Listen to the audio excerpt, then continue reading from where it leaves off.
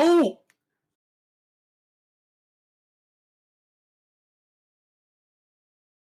nope, I'm done. I'm leaving.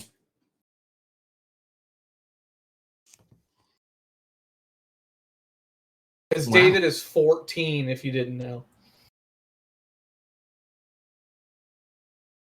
I do not. It's completely non-existent.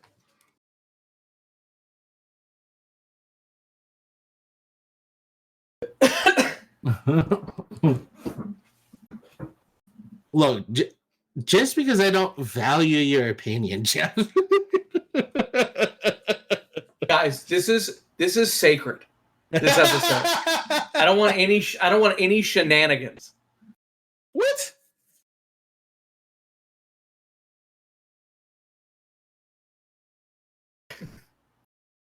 I needed thoughtful practice on this. I got yelled at by Jim. I was like, I felt so bad. I was like, I'm gonna actually do this, and I made my list. And I have to confess something, Jim. I made my list. I made it at work a couple days ago, and I left my list at work, so I had to go off of memory. That's okay. That's okay. I wrote it down. I wrote it down, but this should be from memory in terms not from what movies they are, but the order, because I had changed the order a few times. That's okay. I have a letterboxed top 100 that I changed the order of today. So you're fine. Awesome.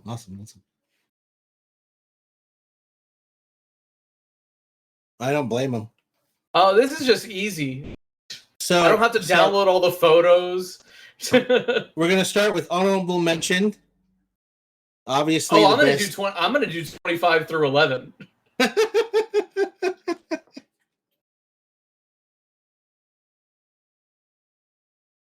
Oh, here we go. Look.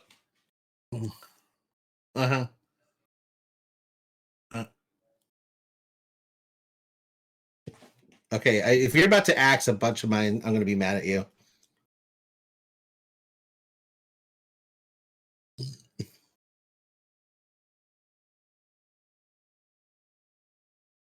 Well, if that's the case, I would like to put number one as Battlefield Earth. I was in horror for watching that movie.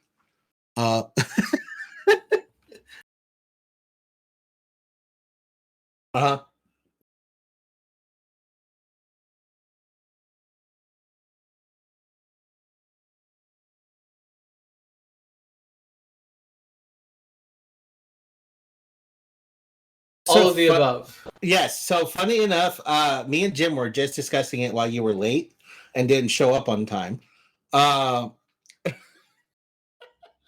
Look, Jim was here before me. That's how I know you were late.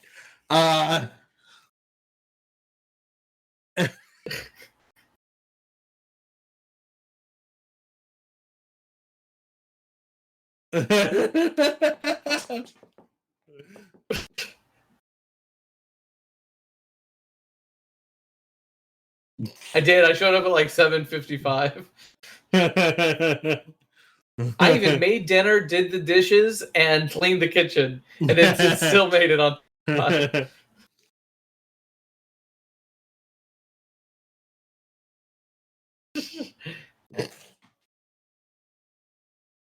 So, anyways, so Geoff was late, and we had a discussion, me and Jim, and Jim and I was telling him, it's really funny. I didn't realize how many horror movies I've actually seen and liked, because I've always kind of defined Halloween as kind of the horror movie time period, and everything kind of related to Halloween was more of a horror flick. So, like slasher flip, exactly, was more of my definition of horror movies. And I'm not going to tell you more in depth of what I found, but I found a lot of subcategories that are actually within the horror genre. And there's one in particular that I didn't realize I identified with a whole lot. And I'll explain later when it's my turn. and I will go into it more in depth. But there will be a very obvious theme to a lot of the movies on my list.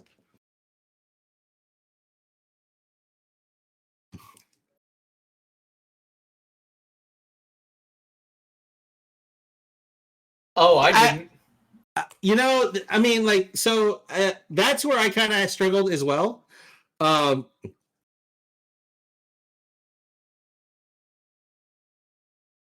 oh, we already know which one it is. There's no don't even need to hide it. There may be a redhead in that movie. But more specific. But that's the thing. There's a lot of good movies that have horror comedy is a very real genre. Right, you got and it's very Zombieland. Big. Yeah, I mean, that's in my top 100. I hope so. But you have like Zombieland. Obviously, the most famous one, Scary Movie, is very much technically a horror movie, but it's very much a spoof of all horror movies. I feel like that might be the line for me. Like, I don't think I don't have Scary Movie on my list. No, me neither. Not even in my top 100. But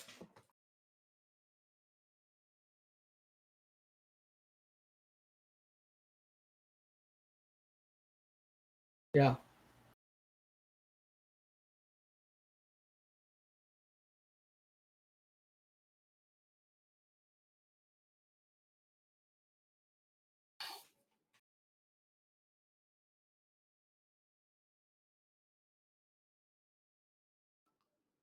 Mm-hmm. Right. I mean, I'm like I said, I did say that it was a spoof, but to me, it wasn't necessarily like it obviously was a comedy, but to me, I always took the movie as more of like a love letter to horror movies. Because comedy is the greatest flattery. They sat there and they definitely made fun of some very iconic movies. But put it in a way where it was kind of accessible to the whole family. I mean, but like, would you consider Hocus Pocus a horror movie? Yes. And that's more of a family friendly movie. But I have a reason to call that a horror movie. Okay, I was gonna say Sarah Michelle Gellar. I mean, that's a great movie.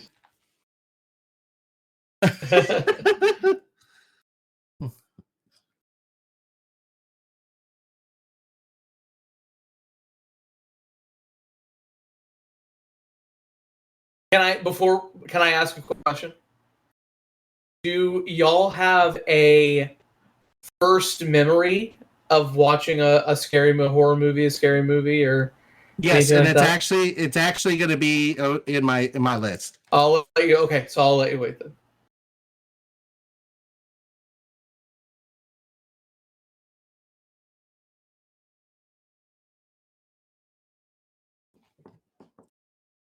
Hey, stop. The Tim Curry thing. Oh! I'm thinking it. No. I'm sorry. That's embarrassing. Yeah, the thing. Okay, gotcha. That's like the Swamp Thing. No, the thing. Kurt Russell, John Carpenter.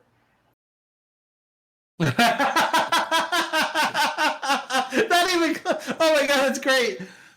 You know what's really funny? I always thought the Thing was kind of like a Swamp Thing movie. No, it's the exact. But it's what it. Okay, fair enough. But it's in Antarctica, so. Right.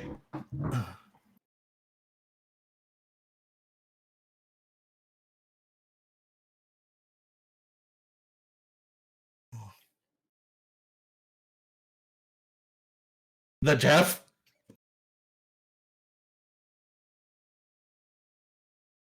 Well, I mean, okay, so how old was he when he watched that movie? Oh, okay, that's understandable because that would give anybody nightmares at 7 years old. I don't care how old the movie is. Picture your brother being scared of that.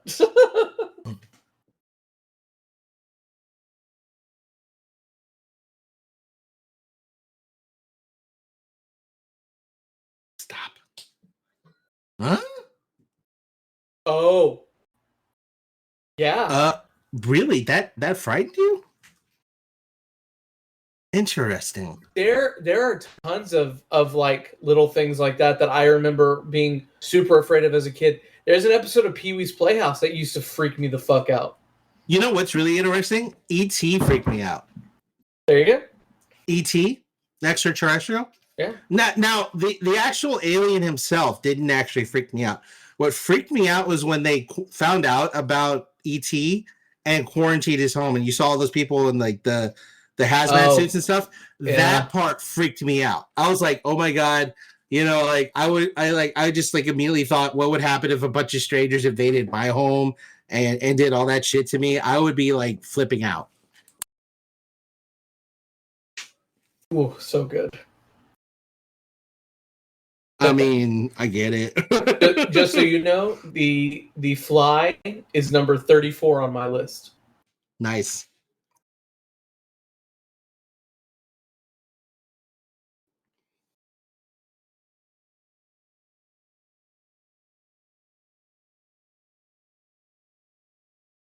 That's where a bulk of my movies are from, and no, not even remotely. So I remember I was 6 or 7 years old, and the fire station near the house that I grew up in used to do a haunted house, and nice. We went to that haunted house. My dad took me to the haunted house, and like I felt nothing. It was stupid. I'm 6 or 7 years old, and then I was in my mom's room, my mom and dad's room, and the movie The Birds came on, and my mom was like, "You should watch this," and so I watched all of The Birds, and I was like, I need like more of this, and then to age myself, we went to Blockbuster, and I rented Psycho.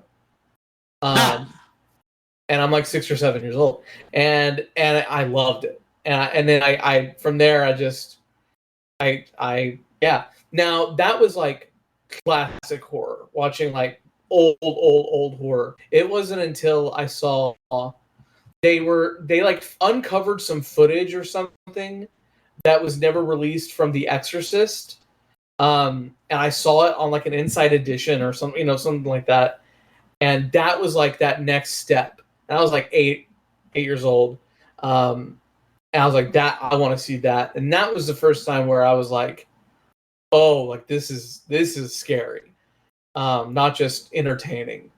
So that was my origin of horror. Oh, I have a story about The Ring. I took a girl on a date to see The Ring, and spoilers, this movie's been out for like 22 years now. But the scene where they cut real fast to the mom opening the closet, and the daughter is like crouched down in the closet and she's dead and her face is all fucked up. That part scared the hell out of me. But I'm on a date and I can't not look cool. So I had a hat on, and I grabbed the brim of the hat and I held it while I turned my head slightly like to the left, so that if she looked over at me, it looked like I was looking at the movie still. But really, I had my head kind of turned to the left a little bit so I could look away. So, yep. The Ring. That is, just so y'all know, The Ring is, well, I didn't put The Ring on my top 100. I put Ring U on my top 100, and it's 57. So, I found something interesting about The Ring. It's actually a Chinese movie that was adopted for American audiences. Japanese. That's Ring U. I thought it was. I know. Are you sure? Mm-hmm. Oh man, somebody lied to me. Yeah, it's Ring U. That's my number 57. Huh. I just watched it again the other day. Well, I will say there's a good, especially in the 2000s. So many horror movies that we know of that came out in the States are just remakes of Japanese movies. I mean, it doesn't surprise me. Mm-hmm. Or Spanish movies. What's it's not on my list, but it's a brand new one. Not a brand new one, but a newer one. I can't think of it. It's the one where you can't say anything. You have to be super quiet. Oh, The what? No, yeah. And they had it. They're making. I think they either made or are making a part two. there's 3 of them out now. Oh, okay. There you go. Yeah. But and it was just okay. But that was, I believe, that had origins not American, if I remember correctly. John Krasinski wrote that. Damn it! I quit. I'm going home.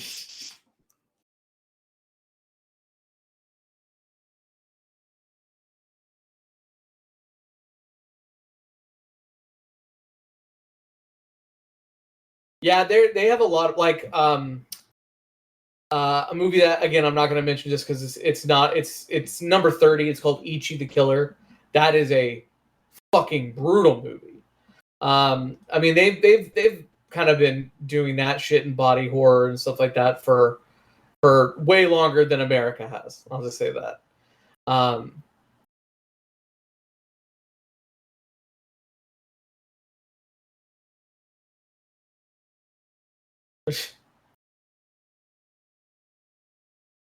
Yeah. I mean, New York City. Nah, New York is safe now. There's Ninja Turtles in the sewers, guys. Come on. That's freaky.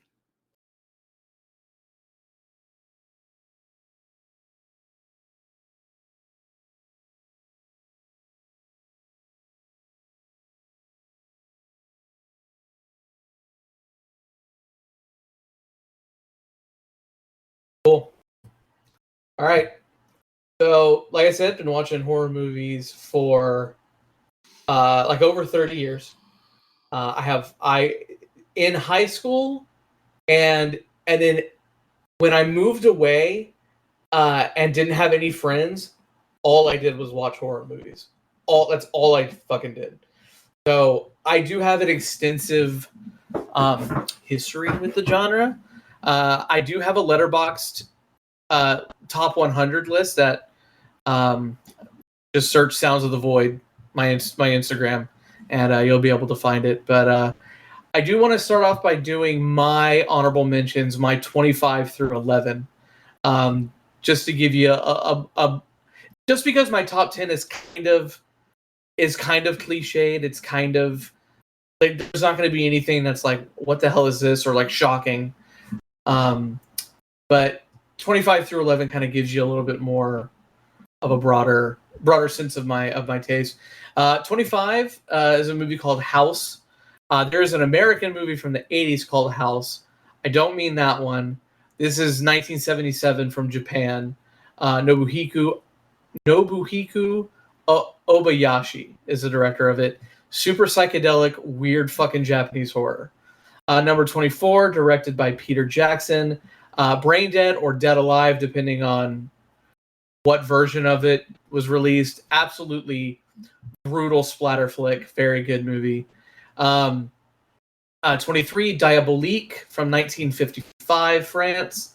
22, Martyrs from 2008. I believe it's Ukrainian. 21, The Silence of the Lambs. Everybody knows Silence of the Lambs. Number 20, Night of the Living Dead. 1968, George A. Romero. Again, everybody knows that one.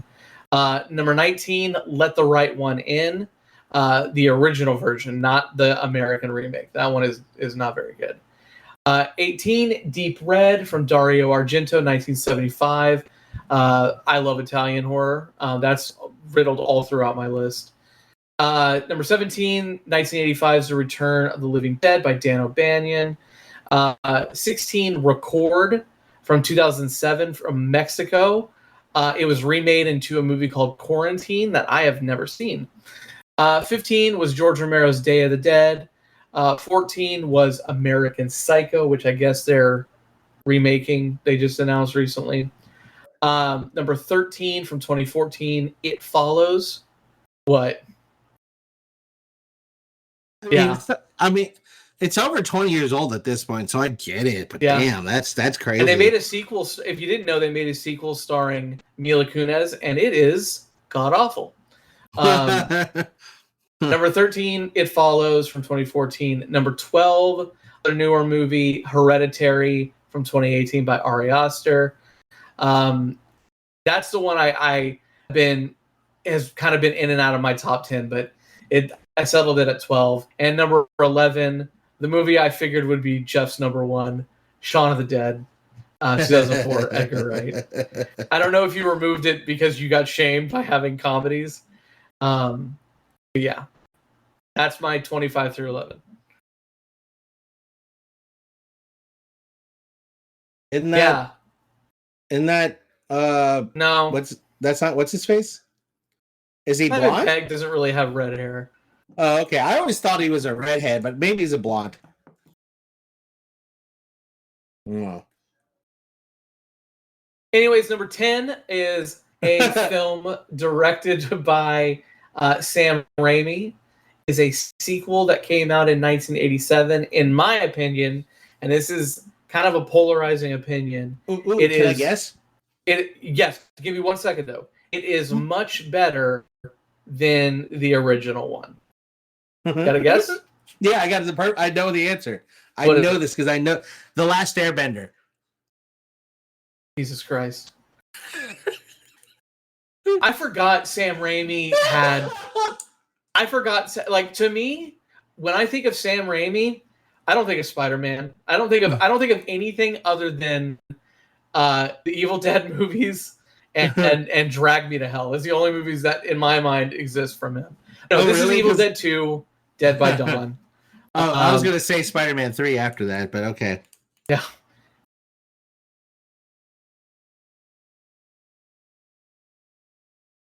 Agreed. For sure. And they turned the weird up to 11 in Evil Dead 2. But it makes a weird kind of sense. Does that, you know what I mean?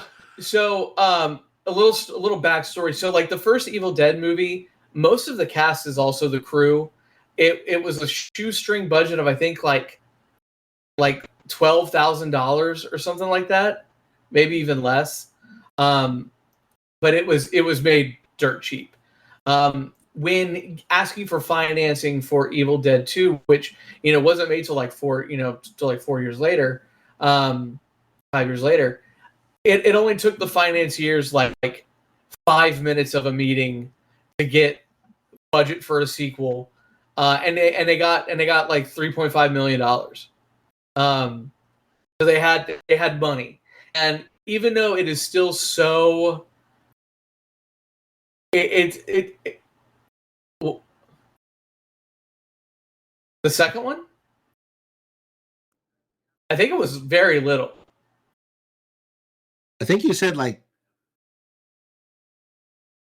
Why did I? Oh, That's still pretty. That's not a lot.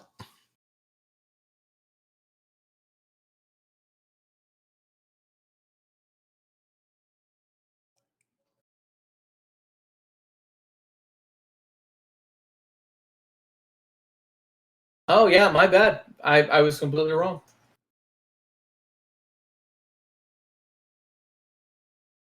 I mean, for a horror flick, I don't think that's a lot.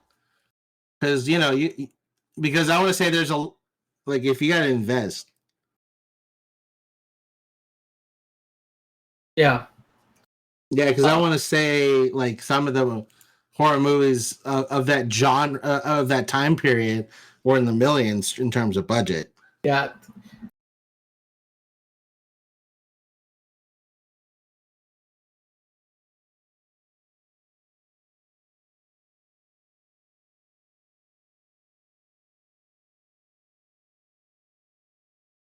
Mm-hmm.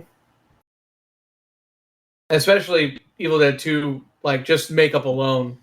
I mean, there's a lot going on in that movie, and it picks up literally like right after the first one ends, which is very funny because clearly Bruce Campbell has aged um, a couple of years. But no, Evil Dead 2, Dead by Dawn, 1987, Sam Raimi. That's my number 10. Great, fun horror film. Now, my number 9 is kind of the exact opposite. Directed it came out in 1977, directed by Dario Argento. It is Suspiria. And the reason why I say it's the exact opposite is Suspiria, if you haven't seen it, is a very creepy, slow burn, just mindful torture fest. You almost don't even have a plot to the movie. Girl is accepted into a ballerina academy and discovers that the faculty basically are a coven of witches. I guarantee you what Dario was like. Okay, there's the movie. I don't need to create a script. I don't need to do anything. But what they did with just the atmosphere is so brilliant. And it's definitely worth a watch. It's definitely not something that like you're gonna love. Like, it's definitely something that's gonna stick with you after you watch it. It's not something that you're gonna get right away, but it's definitely something that you're gonna, without even thinking about it, you're gonna be thinking about it. That's a lot of Italian horror movies or giallo movies. Yeah, number 9. 1977, Dario Argento, Suspiria. They remade it a few years back, and it's actually not that bad. Tom York from Radiohead did the soundtrack, and it's actually not that bad. Definitely check it out. Who did the original soundtrack was a band called Goblin, which they were like almost like a psychedelic heavy metal band. That they basically became. In Italy, they were the band that you would get if you were making a horror movie. Another movie that I absolutely love, just called, well, depending, Zombie Flesh Eaters, Zombie 2.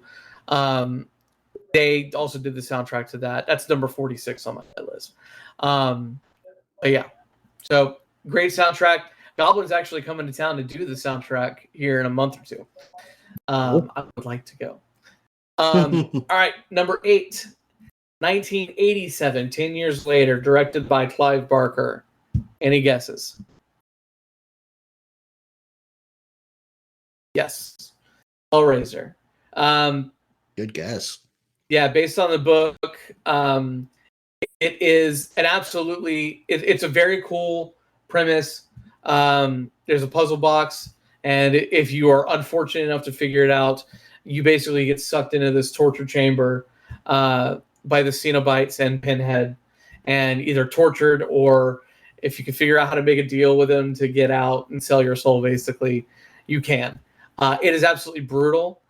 Some of the kill scenes in it are wretchedly disgusting, and but it has enough of a cool story that if you're not into gore or the slash aspect of horror, that you'll still enjoy this movie.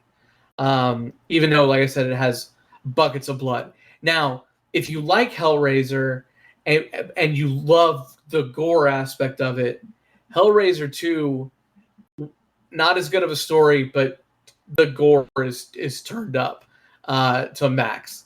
It's very good too. Again, they remade it recently. It's okay. Not that bad. Number 7 came out in 1979, directed by Ridley Scott. Oh, yeah, yep, Alien. This is, whoever tells you like this is not a horror movie, it 100% is a horror movie. It really is.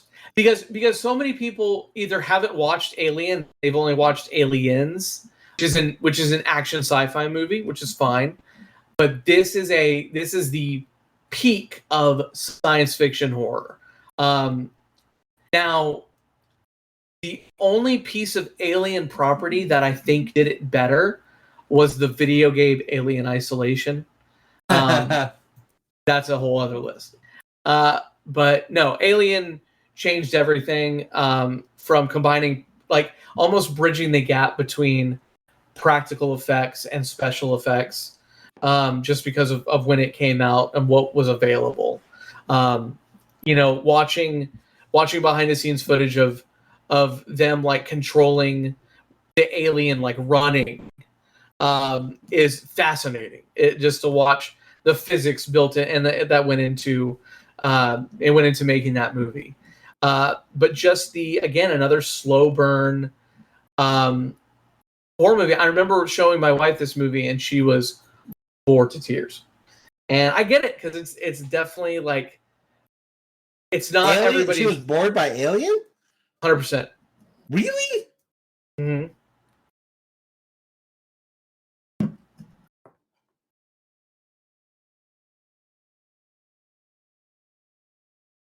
Sure.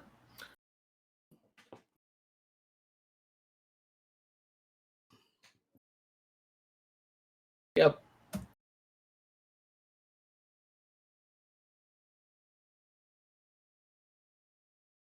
Oh yeah.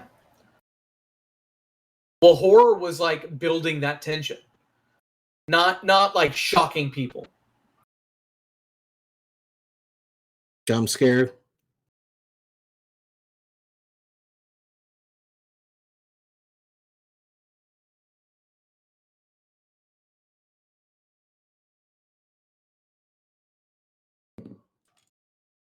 Yeah.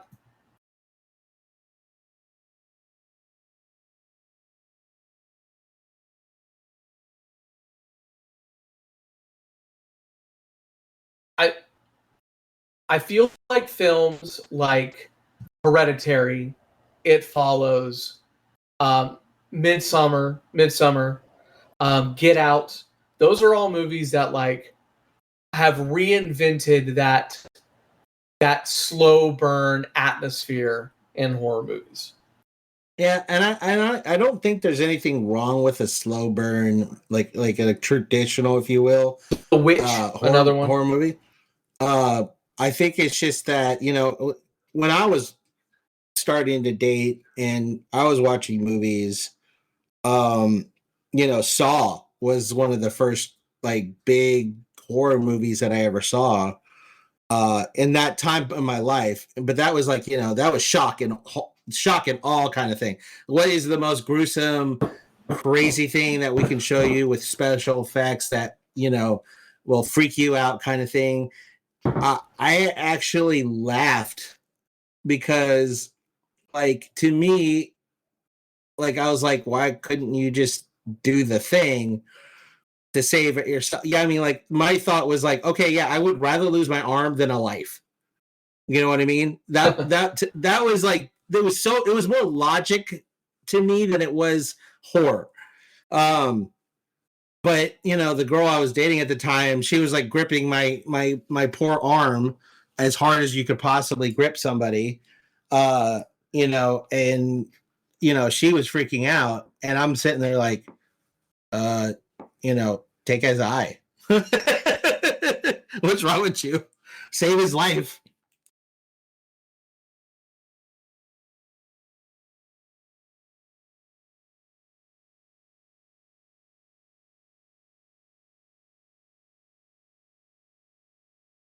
Mm-hmm.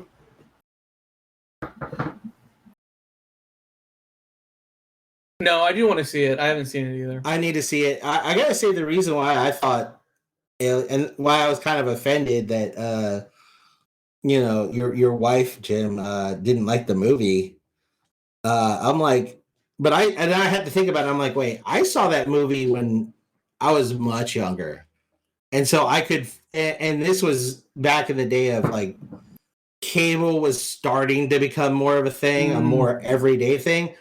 So, there wasn't a lot of movies or shows like that still like would kind of freak you out with something just not right. What's the fourth Alien movie called? I wanted to say Prometheus, but I know that's not right. No, it's like can't remember. But you know what? That actually was the first Alien movie I ever saw. Alien Resurrection is so bad. 1997. Yeah, it was so bad.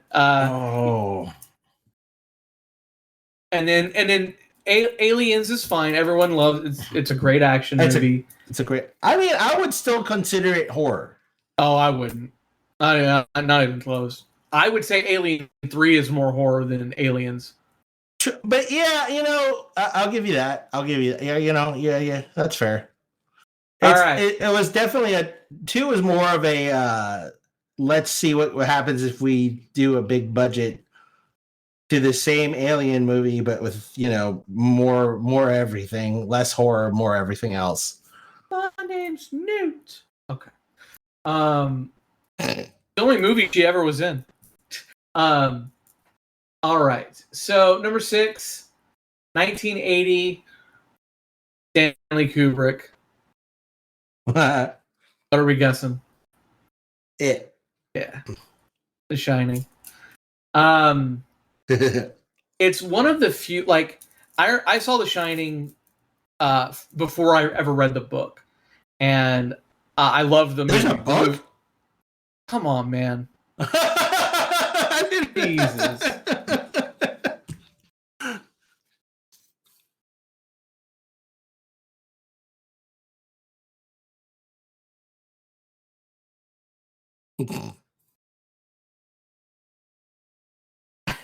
Legitimately, yeah. It's crazy. How many of the movies he has out there that are based on his books? Yeah.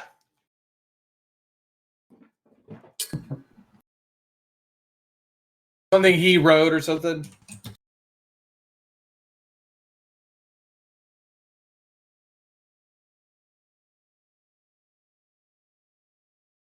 Yeah. I get that because I mean a lot of the biggest horror movies that kind of set the tone for every other horror movie since are from the 70s. Late 70s more specifically.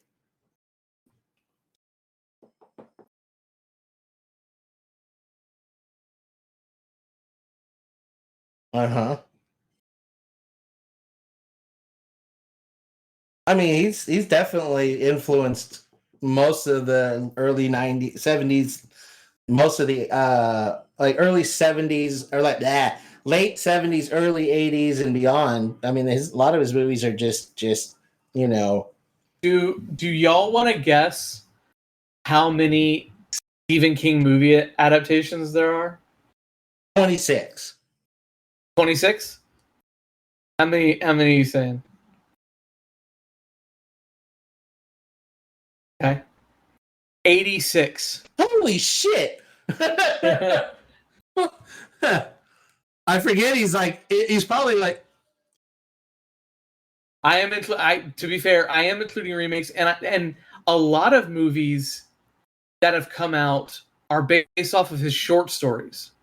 Oh yeah, I forgot about that. So for instance, the George Romero movie Monkey Shines, that's based off of a short story. And they're actually remaking that, and I believe it comes out by the end of this year. It's just called Monkey. And it actually looks pretty cool. But yeah. So I mean, he's got like 65 full novels. So, I mean, yeah, I definitely like it's more than that at this point. But yeah, no. So I watched the movie and I loved the movie. And then I read the book, and the book is so different and so good on its own. I say it is probably my favorite horror book of all time. But it made me love the movie even more, just with how different it is. And I've gone on record in saying I don't really like a lot of Stanley Kubrick movies. I think the dude is pretty overrated. When I think of movies that are overrated, I immediately think of A Clockwork Orange. But yeah, it's a movie that literally ruined somebody's life. When it was being made. Say Stephen King's life was ruined, but he Shelley hated Duvall. them. Well, number one, Stephen King does hate the Shining movie. He does hate it. But I'm talking about Shelley Duvall. All right. He was never the same after that movie was made. And if you have the ability to watch the documentary called Apartment, I think 22 or Room 227, or can't remember, but I always say 213, but that was Jeffrey Dahmer's apartment number. Anyways, definitely watch that documentary because it shows comfortable they were while making this film, just with the atmosphere that was created. And if you don't know, there was a sequel book that came out called Dr. Sleep about Danny as a grown-up psychologist, and then they made a movie with Ewan McGregor as the star. I have never seen it, so I don't know. That's what I've heard. I haven't heard a lot of bad things.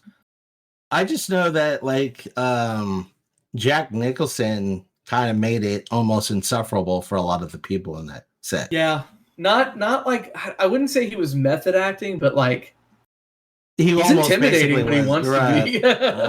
I mean, at some point he might have been more of a method act. He might have been method acting more than not.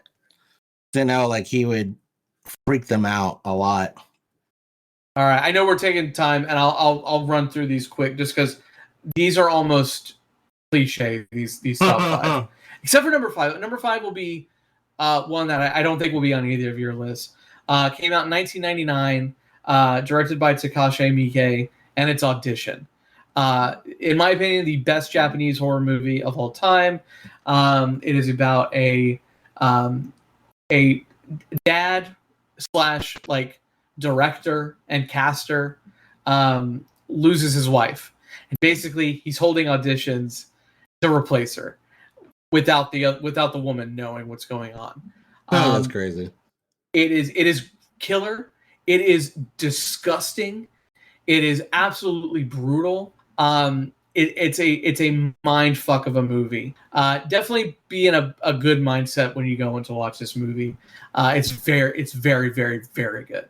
Number four, 1974, directed by Tobe Hooper. I just got to go to the grand opening of the River Oaks Theater to watch this in 35 millimeter, and it was phenomenal. And that is the Texas Chainsaw Massacre, which is celebrating its 50th anniversary this year. Damn, you're right. It is 50 years. Holy shit. So loosely, and I'm talking loosely based on the story of Ed Gein. Basically, friends are going to check up on their one of their father's old properties, and they run into a house, and it's basically occupied by a disgusting murder family of cannibals. If you don't know what Texas Chainsaw Massacre is, you're probably not listening to this podcast. They've remade it 1,000 times. They've done iterations of 1,000 times. Texas Chainsaw Massacre 4, which is kind of a remake, stars a very young Matthew McConaughey and a very young Renee Zellweger. Texas Chainsaw Massacre 2 is also very good with Dennis Hopper. Number three, from 1978, directed by George A. Romero, Dawn of the Dead. This was the movie that cemented my love for horror, and specifically zombies. Pretty slow burn at first, but once it cranks up, it goes fast. Just absolutely brutal. The practical effects used in it are shockingly good, and just a blood splatter fest with maintaining a good story about people. Zack Snyder remade it in 2004, and I would say it's one of Zack Snyder's better films. All right, so 1973, directed by William Friedkin. This is my number two. Any guesses? Yeah, The Exorcist. I've talked about it a million times. One of the greatest horror films of all time. The movie that took me from old school, like black and white, The Bird, Psycho, The Haunting, so on and so forth, to that next level of what horror was at that point. I love like possession shit. I love movies that um, basically are movies that take something and make it awful without any like real reason. Um, just because that's what life is. It's random. But the acting is great in this movie too. Uh, Reagan, Linda Blair, is so good in it. And again, it's one of those movies where like they tortured this little girl while making this movie. But if you watch some of the behind the scenes stuff and how they were off camera, very different than The Shining. Everybody was very jovial, very like, checking on her at all times and stuff like that. The scene where he's running down the stairs and like doing a spider crawl like on her back, that sticks with me to this day. So number 2, The Exorcist, also one of the greatest horror books of all time. And then number 1, I think there is a book. I've never read it. I would like to now. But it was 1982, directed by John Carpenter. It is Geoff's brother's favorite movie, and it is The Thing. I talked about it for our 80s. It was my number 1 from the 80s as well. And it just has everything. Kurt Russell is one of my favorite actors of all time. Still is. He does amazing things with Tarantino and outside of Tarantino as well. But yeah, the isolation of being in Antarctica is horrifying enough. But then to have something taking over people and you can't tell is also another psychological element. And then also you have just a grotesque monster that happens upon research scientists in Antarctica, and it all comes together to just make a great narrative. I have a list of favorite John Carpenter movies, and this is by far and away my favorite John Carpenter movie too. And yeah, it's an absolute classic. This is the movie that I assume might overlap with y'all's list, but that is my top 25 of all time. Well, I took way too much time, and I apologize.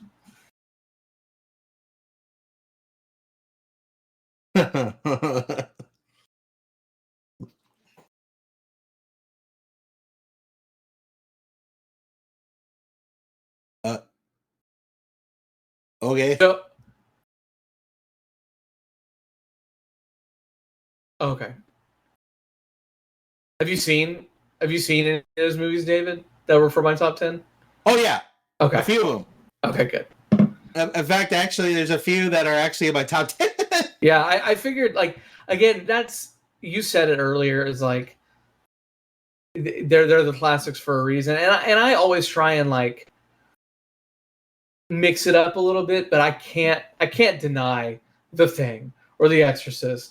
Right. Or I just can't deny those movies. They're like I said, they're the ones that kind of set the tone for the rest of the ones for the last 30, 40 years. Sure.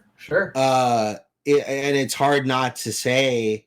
That's why in my top 10, and like I tried so hard to not do this and like not seem like new horror isn't good.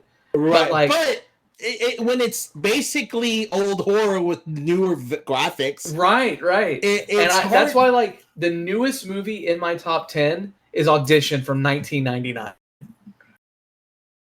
So I do have to say, yeah, the newest movie on mine is from like the 90s. Yeah, but, and that's the only 90s movie on it. It's mostly 80s and 70s. I got a lot of 70s. I got a lot of I got a few 80s. But yeah, there's a few 95s, 96s, 97s in there, but that's about it. Yeah. A lot of that stuff was 100%, you know, even though and I'll explain, like, most of these movies that I'm putting on my top 10 list, they're not the movies I saw in theater, obviously. Uh but I saw a lot of their inspirations, if you will, like or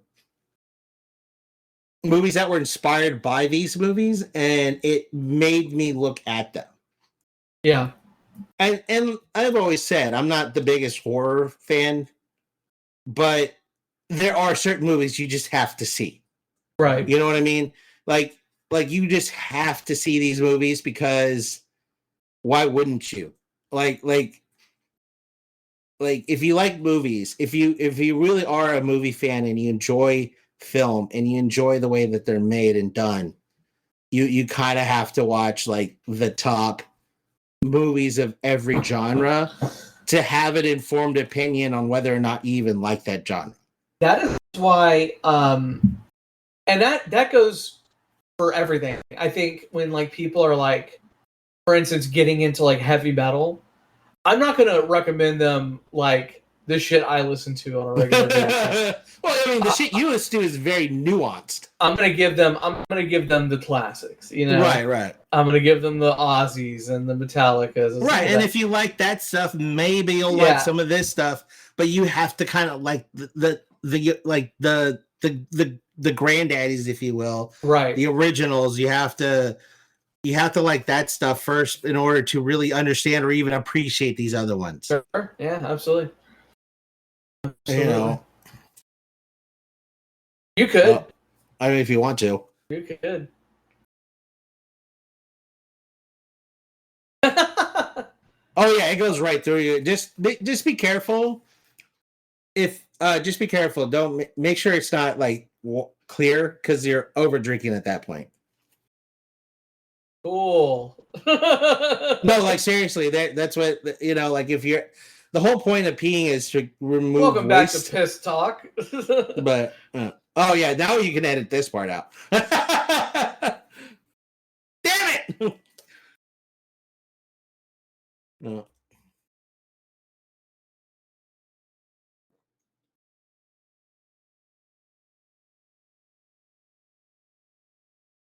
Which is very fascinating.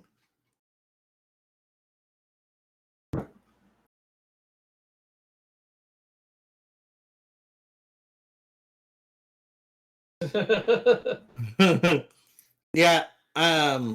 My grandfather, he, before he passed, I'll be right back, guys. He used to have he had prostate cancer, and let's put it this way, he lasted decades longer than he was supposed to. But part of his like regimen and health routine was to eat a lot of watermelon, which is where it kind of like started my love for watermelon.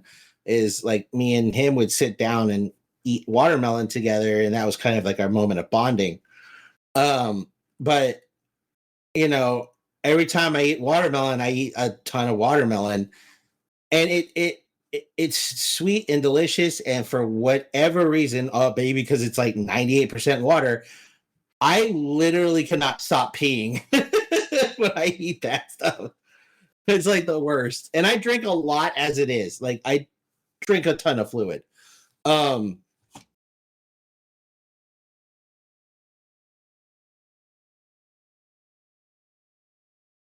Uh-huh.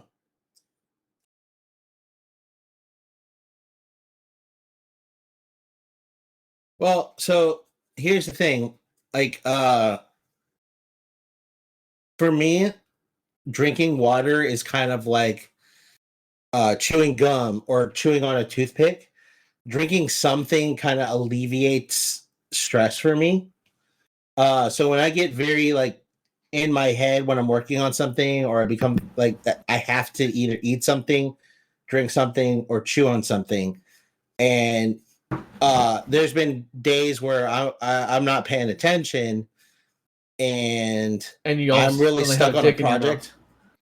And when I'm working on a project, I'll just have a random dick in my mouth and I can't help it, But no, I've literally gone through like 12 cans of Monster without realizing it. Oh God. Yeah. I come out of it and I'm like, oh, this is what a caffeine high feels like. That's too much, man. That's too much. I'm not debating that. I barely survived that day. But there's real quick, there's one movie that like I love that everybody else in the world hates. I tried so hard to like, how can I justify putting this in my top 10 just to like make them mad? But I couldn't do it. It's my number 93, and it's the movie Tusk. That Kevin Smith walrus movie. I'm not surprised. I love that movie though. I really do. Said, you've mentioned it before. I'm actually kind of surprised it wasn't in your top 15. All right. No, you're good. Am I going next? See, I already forgot the order. Okay, so here's the thing, guys. As you know, I am a very self-professed not a horror fan. But I learned something. I have actually seen a lot of horror without realizing it. It's snuck in. Because I watch a lot of movies. And because I watch a lot of movies, I stick to very general topics. So, like, what I mean by that is I'll sit there and watch, oh, yeah, I like cyberpunk films. Let me watch a bunch of cyberpunk films. I like, sci-fi. Let me watch a bunch of sci-fi. I like action adventure movies. Let me watch a bunch of those. And I don't really think about movies that kind of potentially could be more than one thing. So what I mean by that is I'm gonna talk about it. It's actually my number 10. It's from 1984, and it's The Terminator. And I will fight anybody on this, but it the original intent of the movie was a sci-fi horror movie.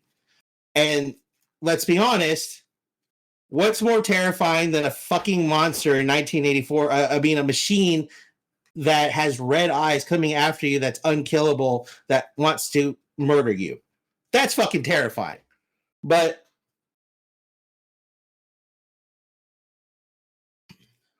I would say it's a thriller, but that's horror. I mean, the original intent of the movie was horror. Now, obviously sequels, like we mentioned with Alien, they went a different route with the sequels. It evolved into what it is now, which is more of an action thriller than a horror movie. But if you listen to some of the original interviews and stuff like that, it's very clear it was originally intended to be a horror movie and less of a action movie. But the reason why I like it so much is because it's one of those movies where I was like, I'm looking for a sci-fi movie. This is clearly a sci-fi movie. Robots and time travel. How is that not sci-fi? I didn't realize that there could be other genres, because I don't know if it was recorded or not, but we had a previous discussion a little earlier where we were talking about the fact that movies and there's a lot of cross genres where movies could be one thing, and actually it could also be this other thing. And I'm like, oh well, duh.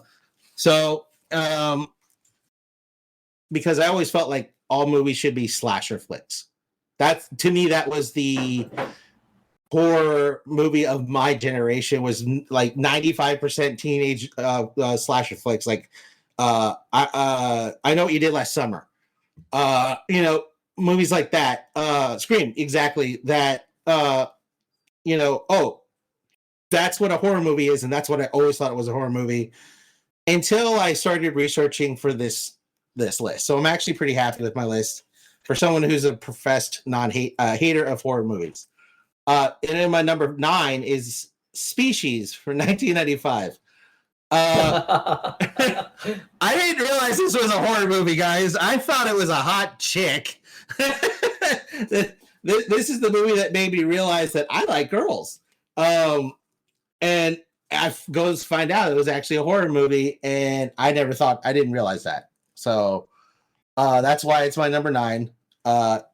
Now, this next movie is the first horror movie that I actively saw on accident on television, and this is like the first horror movie that I remember, and it's 1998's The Faculty.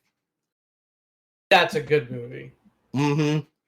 And that freaked me out. I didn't want to go to school the next day because I was like, yeah, I definitely know that my 5th grade English teacher is a fucking alien. It makes sense. Number 6 is 1978's Halloween. I love that movie. It's a great movie. Just it kind of to me it's like the definition of a classic horror movie. Now there's better ones that I'm about to list off, By but number 71, by the way. But I get it. It's one of those movies where if you watch it, you're either gonna love it or you're gonna think it's okay. The music is the best part of that movie.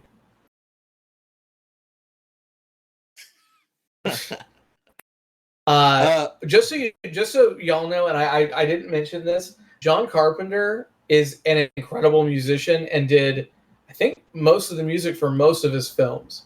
He did, including Halloween. So yeah. So what's really interesting is Halloween. I discovered it completely by accident because I wanted to learn more about John Carpenter. So this is an honorable mention. The very first movie that I ever acquired off the internet was a movie called Ghost of Mars, which is a John Carpenter movie. It is. And I was like, oh, this is what heavy metal is. Oh, this is not a sci-fi movie that I was thinking like a sci-fi movie would be.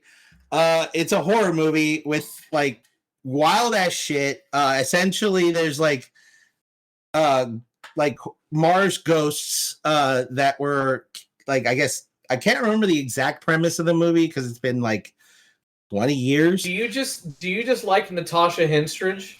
I mean, I didn't know. She's also in Species. You gotta realize, I was a teenager when I watched this shit, man. Okay. I didn't know any better. I guess I did. I didn't realize. So here's the thing. I don't really remember actresses and actors. Like, I don't actively recognize them very well.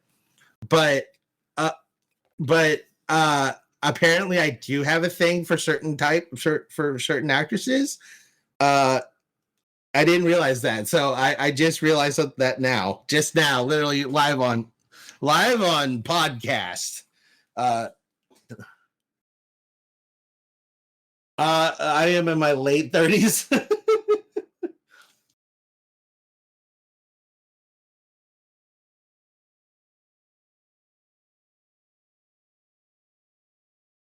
I don't know what you're talking about. I mean, I'm not saying 2 of my crushes are are in The Faculty, but they are. So there you go. So number 7 for me is, or sorry, not 7. I can't write. Oh, I did it fuck. So 6 was Halloween. I forgot I changed the order. Number 7 for me is Event Horizon, done in 1997. So again, so good. Following the scenes of the theme of sci-fi. I thought this was a sci-fi movie about space. There is space, and it is a sci-fi movie, but that movie freaked me the fuck out. It's so good. And it had Lawrence Fishburne, which I just now realized, which I thought was pretty cool because he's a part of another sci-fi movie I really like. Yeah. Right? Hey, man.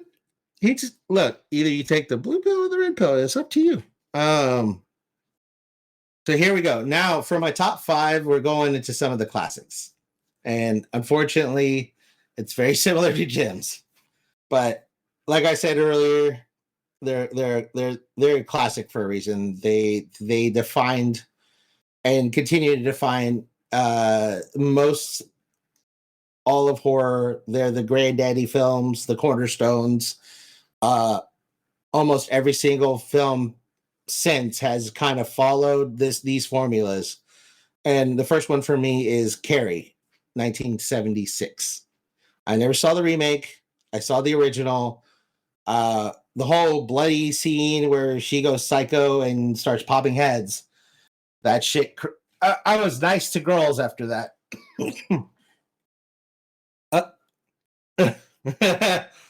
Yeah, let's go with that. The number 4 for me is one that Jim just mentioned recently. It's 1973. Nice. Made me rethink Catholicism. That would be The Exorcist. Yeah. Number 3 is the reason why I didn't put The Shining as one of my top 5 movies. And the reason why is because I thought The Shining was this movie. In my ignorance, I watched it and loved it more than I could ever love another movie similar to it, and that would be 1960s Psycho. Because the only thing I knew about The Shining was Jack Nicholson's face popping out of a door and going, "Here's Johnny." I thought that was Psycho. It made sense to me. Psycho was my number 60, by the way. Oh, why? That's such a great. Okay, no, that's fine. That's fine.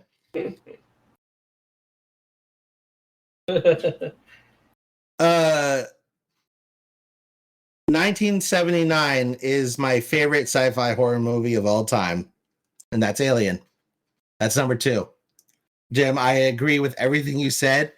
I struggled so hard not to sit there and go, damn straight. Alien is I know, but yeah, I kind of wanted to pretend like this was like not obvious of a list for everybody. Yeah, I know. Now, number 1, I have to admit, I saw the remake first, the 2003 film. I went on a date with somebody in high school. This is the movie we went to see, and it starred Jessica Biel, and it had a few other people that you might know of in the movie. It was a terrible movie. It was not very good. It's bad. It's not. I don't think it's terrible, but it's rough, buddy. It's real rough. Part of it was the fact that my arm got clawed to death, so I didn't particularly enjoy the movie.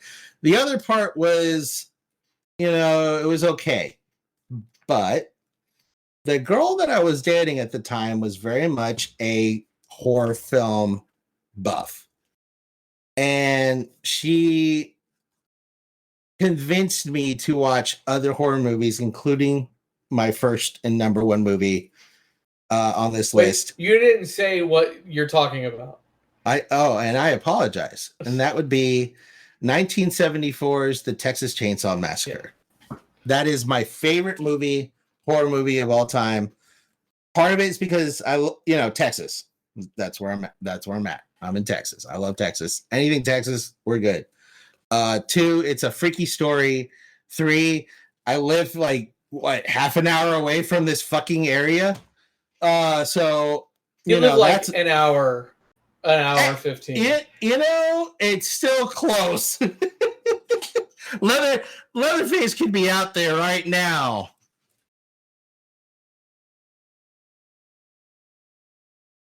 Uh-huh.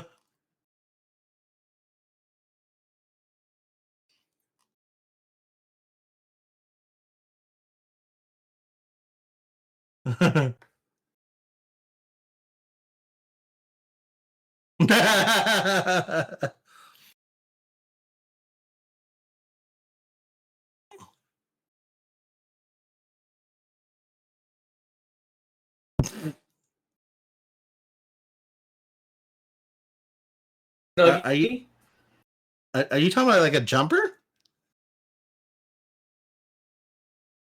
Like a Snuggie. Oh, Snuggie.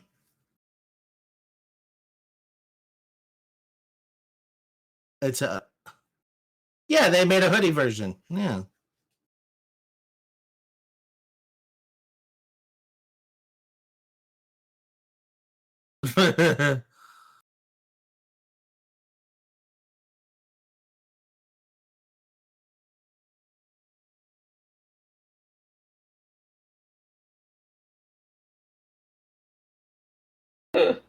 You know I wear cowboy boots, right? Like,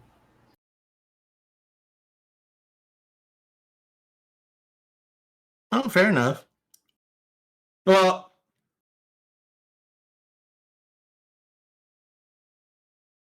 I have one.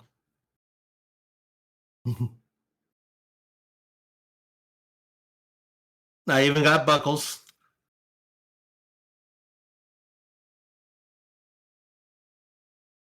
The only thing I won't wear is the Western style shirts. I'm not a big fan of them. I'm not a big fan of the.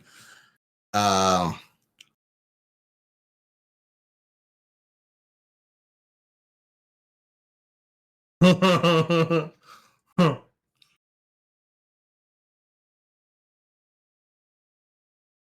you know what?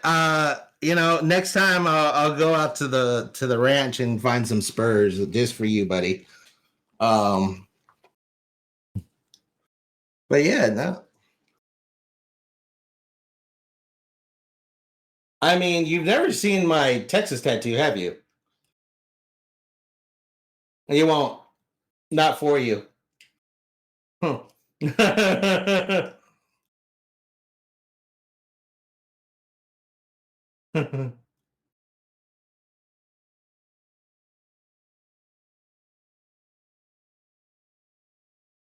I did say my number one. I think so. Yeah.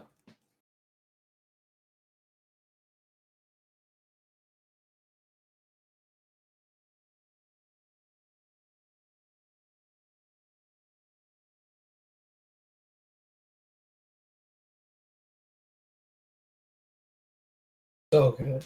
Oh yeah.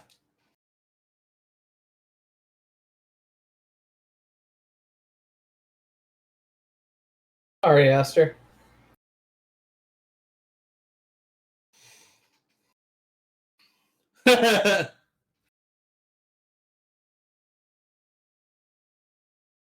Did you see Midsummer? Okay.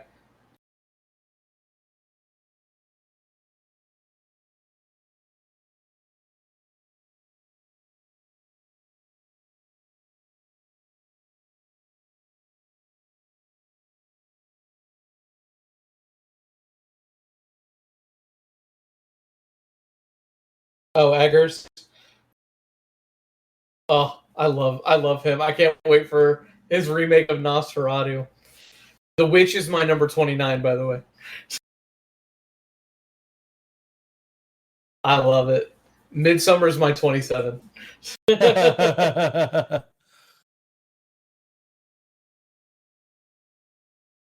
Oh, so good.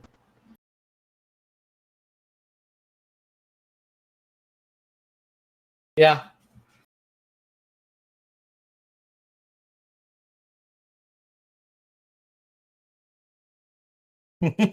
Longlegs is my number 90. Do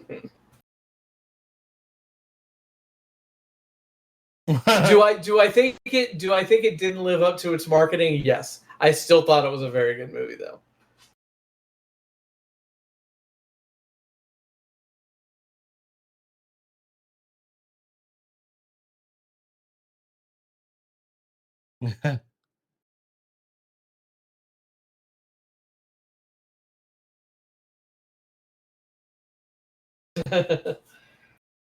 Yeah, it's still new. My wife didn't like it either.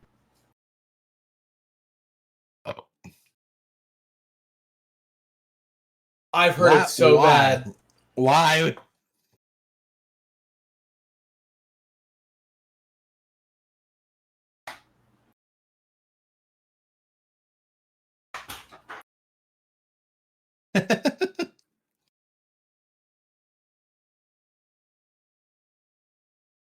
Just read the book. It's not that long. It's not that long.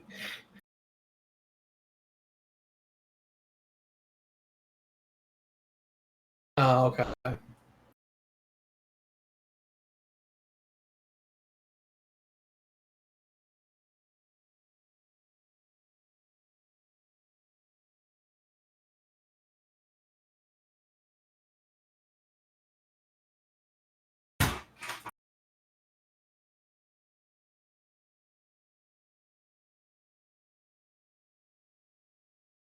What, you After don't the like Pan's podcast, Labyrinth?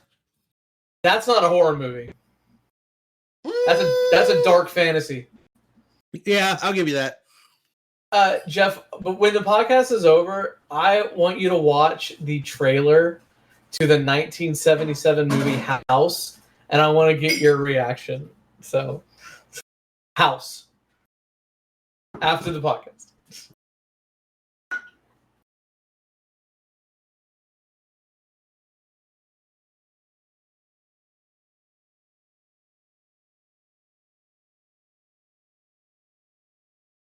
Oh. Interesting. The Warrens are bad people.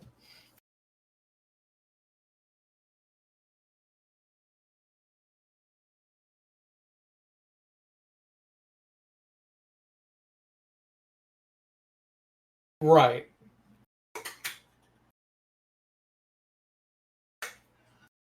Nice. I get it.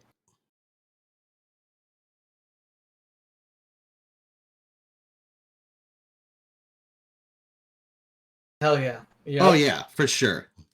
Mastered suspense.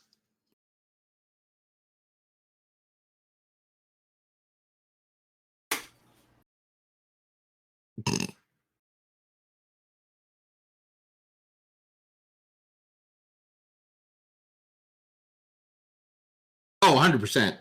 The little girl, Joey King, that's in it is so good in this movie. Now if you He's like had an a adult full now, on, but if you had a full on theater like setup, like I'm talking like a one room, one TV or projector screen with surround sound, you can definitely enjoy that movie. But without that, I don't think you.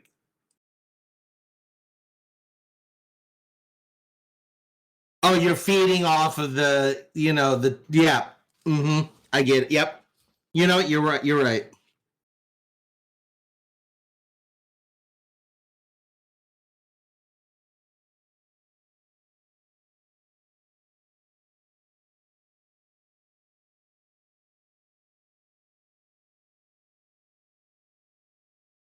I can't. I mean, part of it is just a lot of the movies they're lacking something. They're.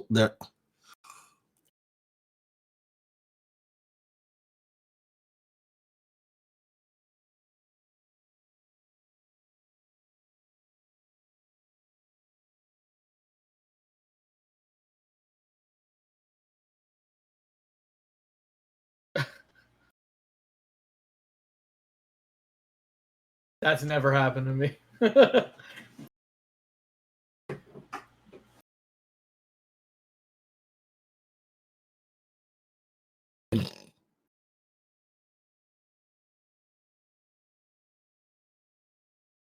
No, you weren't the only one. I was uncomfortable, buddy. I didn't notice it until after the movie, but I'm like, I shouldn't be sweating in my pants. Um.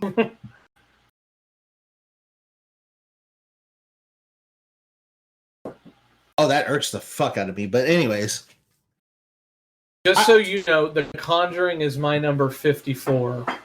And on Letterboxd, there is a very good review that says this is a movie about sideburns. And that makes me laugh.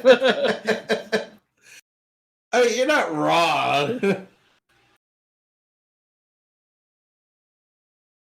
Oh, that's funny. That's pretty accurate too, actually.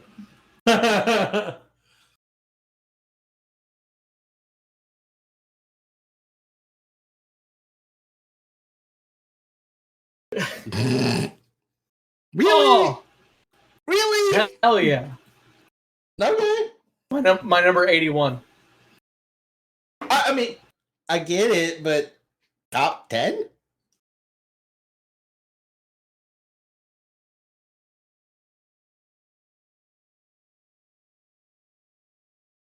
Yeah. Fair enough.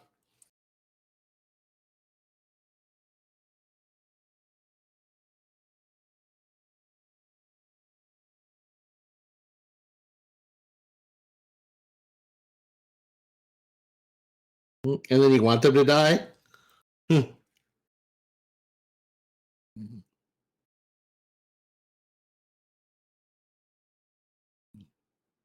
Yeah. There's a part in this movie that like it makes me shudder. Like it's so freaky to me.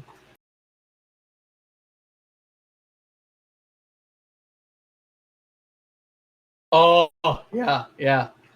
Didn't do them any favors. I don't think they actually. All I think they did was. I don't think they even had actors. I think all they did was just live shot everything. It's a documentary.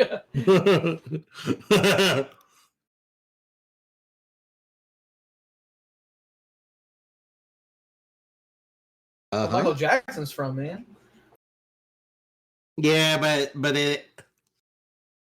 it's not Indiana. Let's just put it that way.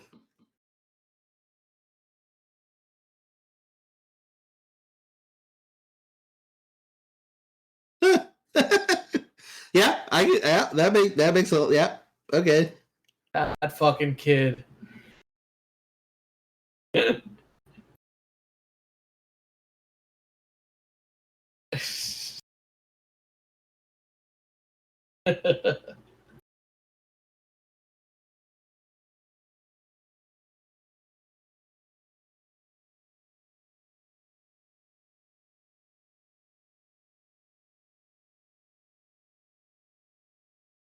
Oh yeah, that was a good one.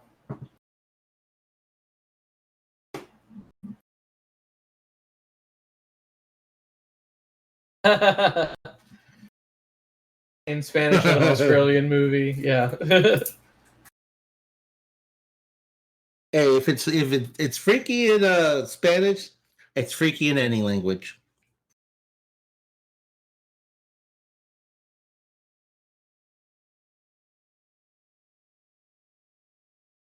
I'm gonna go watch that.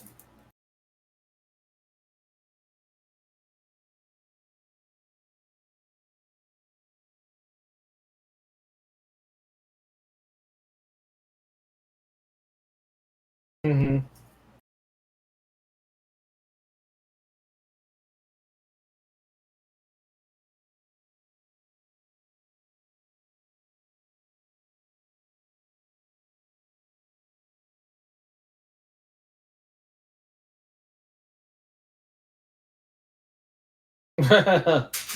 ¿Por qué no sabe español? Huh? You lived in Texas forever.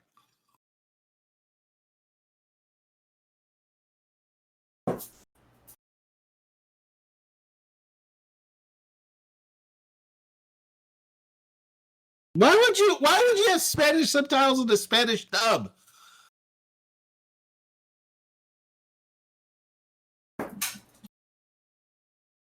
Oh, weird. Uh-huh.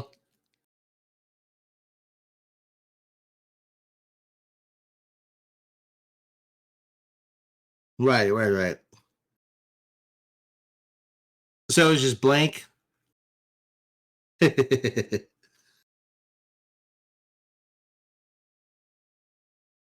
Well, I'm pretty sure they would know how to use closed captioning.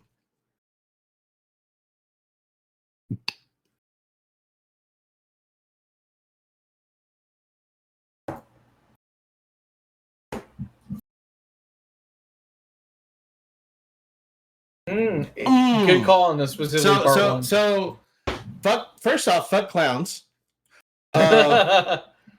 Because here's the thing. I didn't put it only for the reason of the fact that when I saw it was the original miniseries, and I have never seen the. I would consider it a remake, but it's not, obviously. Um, and I can't bring myself to do it because like I hate clowns. I do not want to see a psychotic murdering clown that shapeshifts. No. Dude, the first one is so much exponentially better than the second one. God.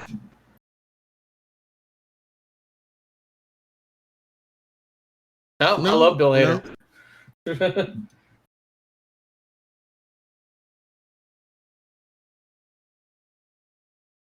I think it's one of those things where you can only do it once.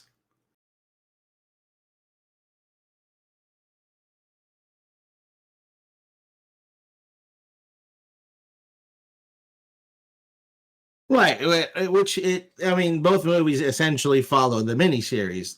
They just added, they embellished a little more. They, obviously with the other. I mean, yeah. think, which, good.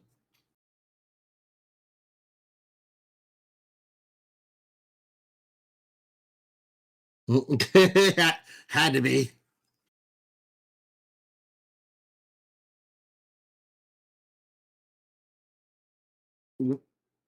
You're a braver man than I. Yeah.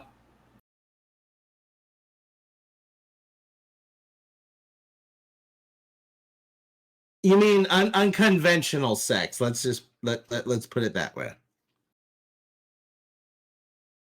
Oh, so gang bang rapes are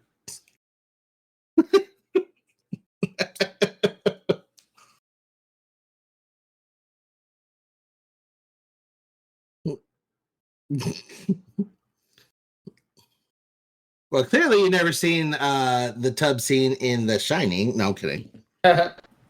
That's the opposite, though. I know. I'm aware.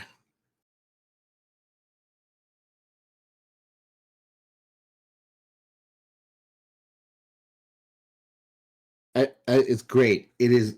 I'm sure, but yeah, no. After the miniseries, I'm good. Done.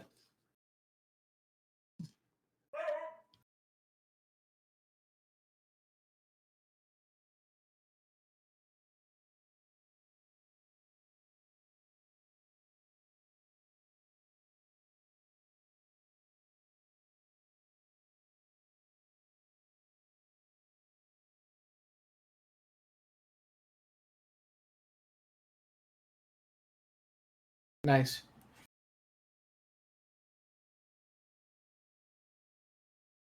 Yes. Yes.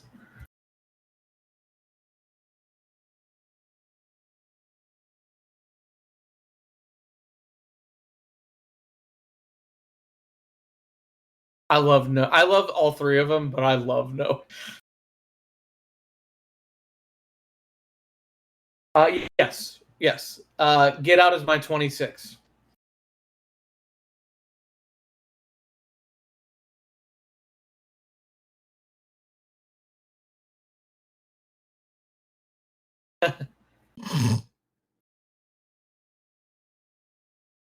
Your brother's favorite movie.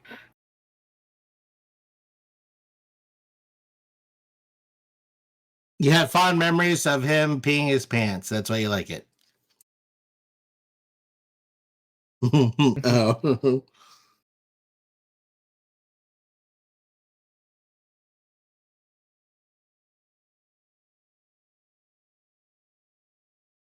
Yeah.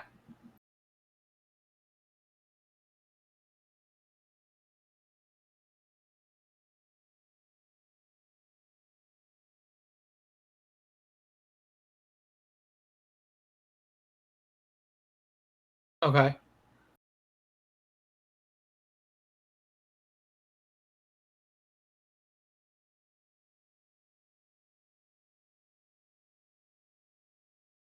Nice.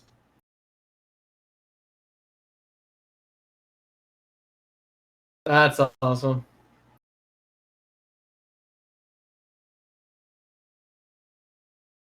Yeah, kind of like what Mondo does.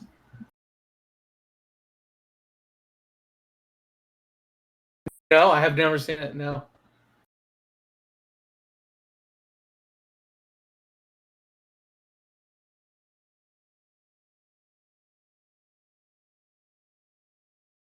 Mm-hmm.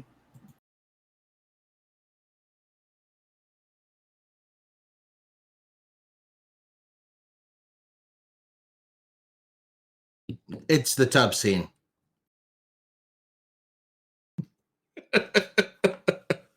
So the tub scene.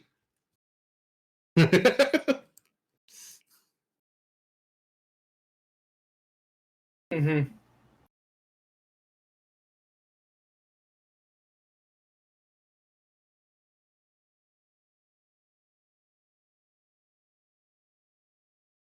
Oh, I did not. Oh yeah, yeah. It makes sense.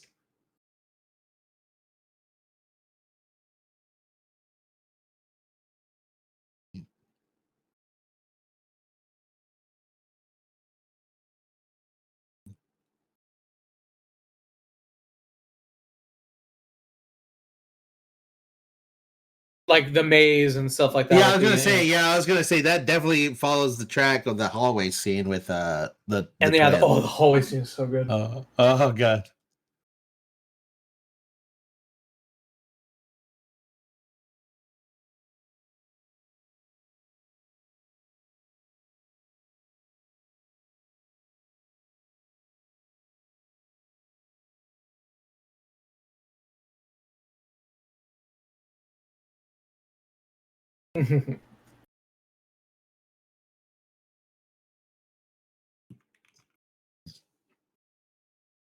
Huh.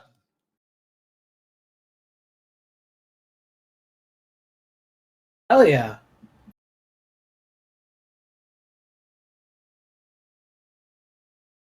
Uh, and I get it. I do, but also a horror movie is a horror movie, even if there is comedic scenes in the horror movie. Right. And your best friend dies, and that's horrifying.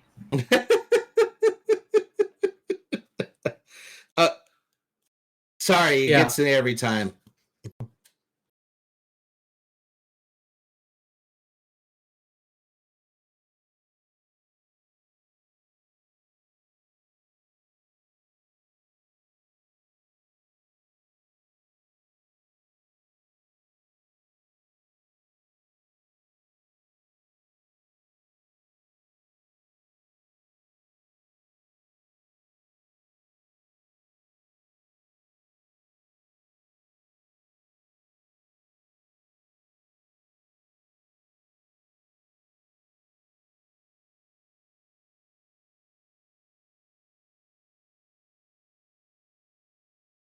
Mm.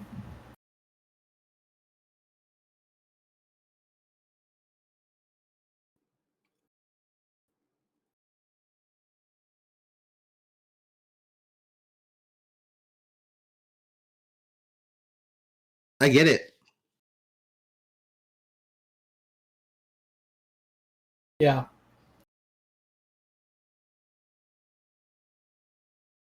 No.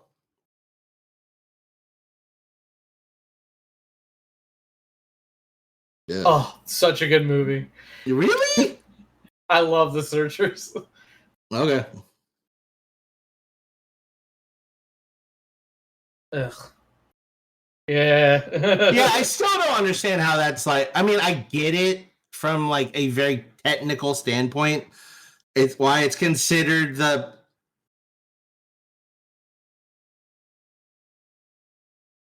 No. no, not anymore. No, but I can understand why that would be considered kind of like the if you want to understand how films should be made, these are the attributes a movie should have. Kind of study case, like it's a case study film, in my opinion. like kind of what I mean by that is kind of like here's the skeleton movie. This is kind of like the movie that like starts the building blocks to your style. And it deserves that move. It deserves that spot. It was one of the first movies to really kind of nail every aspect of every modern movie since. But to say it's the greatest film of all time, eh. In my top 100, the oldest movie that I have is Bride of Frankenstein from 1935. Damn. I mean, I've seen it. I think it was like a black and white movie. Well, obviously it's a black and white movie. But I want to say I saw that in high school.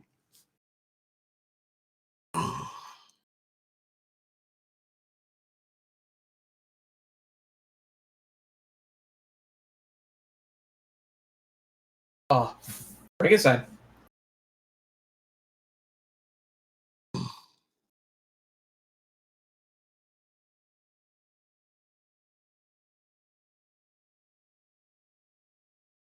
Yeah.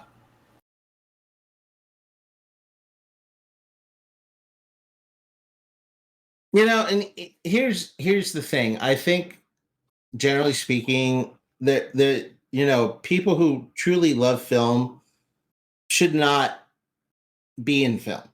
And the reason why I say that is because it's one of those things where it's like, okay, is it something you want to do every single day, all day long, and very rarely enjoy anything that you're doing from a audience perspective? And you can really be like, I love being the audience member in movies. I love slimmer blockbuster movies. I love the turn off your brain, watch a dumb character do some crazy shit movies. Like I fucking love them. Which is why I absolutely love 80s and 90s action flicks. But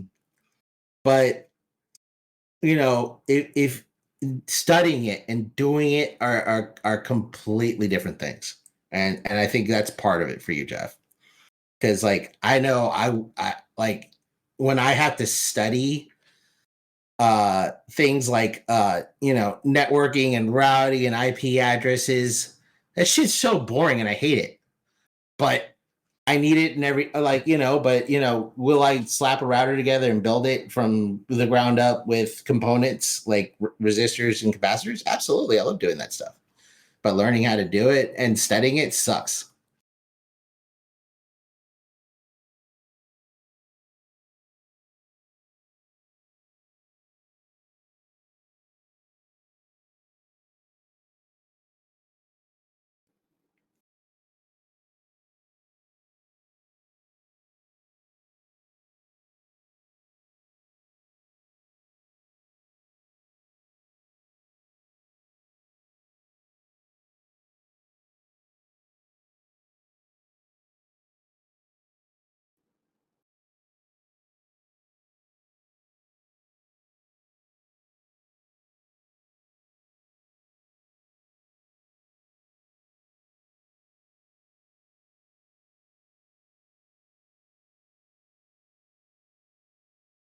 Yeah.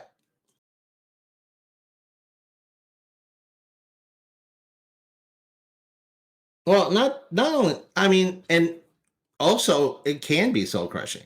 There are people who believe that they romanticize a certain aspect of a certain thing, and then when they are faced with the reality of it, they're like, oh, it's a job like any other thing that's a job, and there's a lot of suck in it.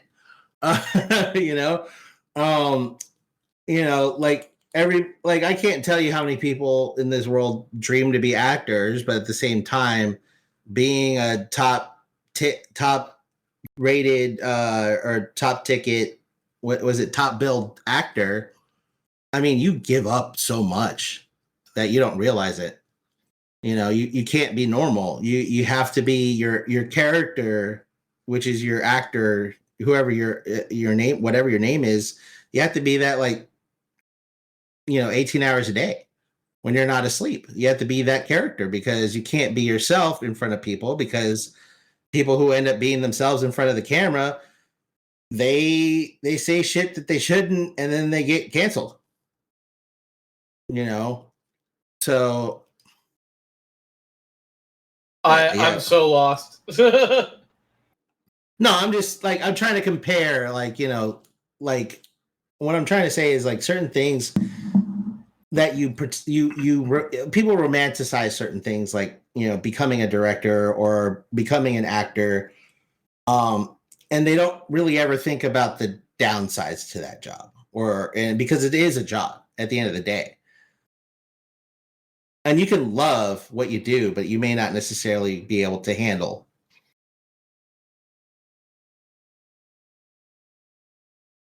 Uh-huh.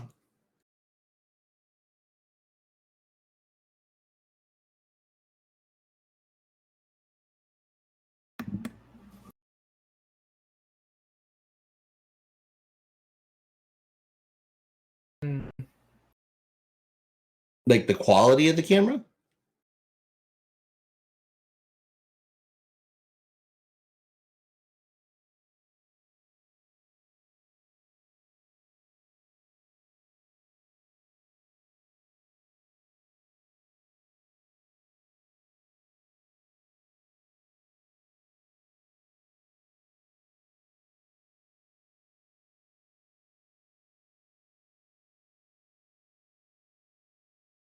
Mm.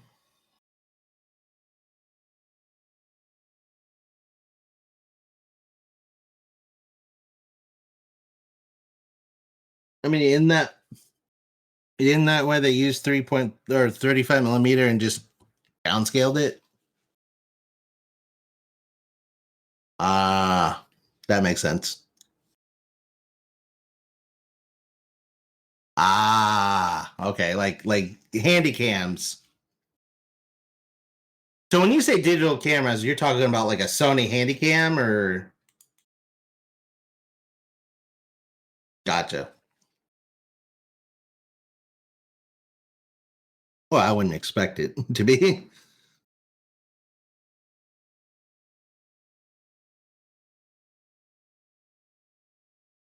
I'll be honest with you. At one point, I really wanted to be a camera guy, like the guy who held the rigs and followed the people doing the crazy shit that they do for acting.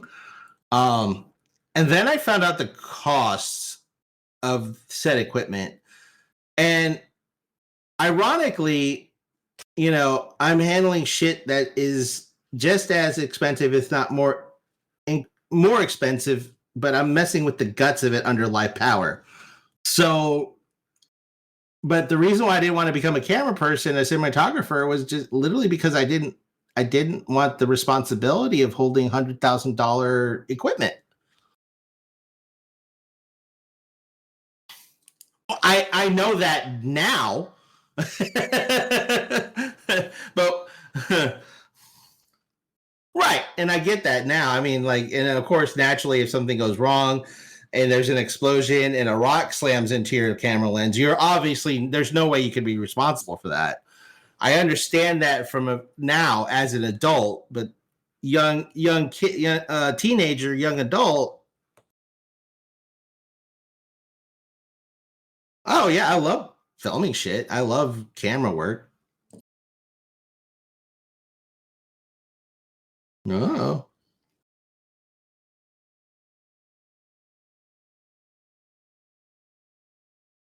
Jim's uh oh yeah, he's No. 100. Oh yeah, I'm saying we need full glitter beard, Oh and god. and you could be a pirate. Oh Glitter god. beard, the conqueror.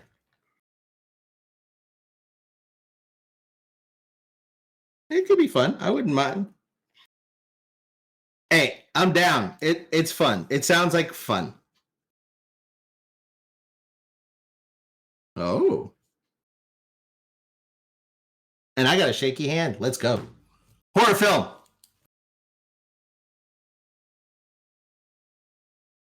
Uh, Jim, you can be vegan Leatherface. I haven't been a vegan in a long time. No, like the non-animal killing. Wait, is human? Would human be considered leather? Yeah. Okay, never mind. Natural Leatherface? Cannibal So Leatherface? so there's a Cannibal Corpse song called Decency Defied where he's a killer and he kills people and cuts off the skin that they have tattoos on and then uses that as art. Uh, actually, go ahead. But I have a funny story about Leatherface showing up in a completely different way that I wasn't expecting that I just remembered. But go ahead, Geoff. Mm-hmm.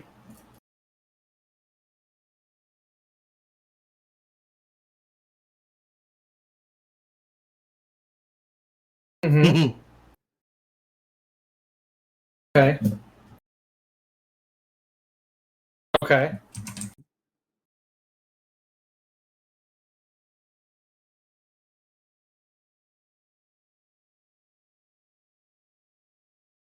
No.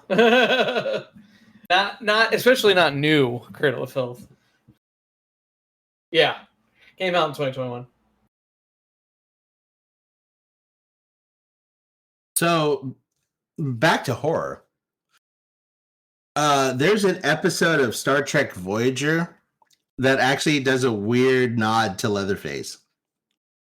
So there is a species that is riddled with a deadly virus that is like a flesh-eating virus. So their skin goes necrotic and starts falling off.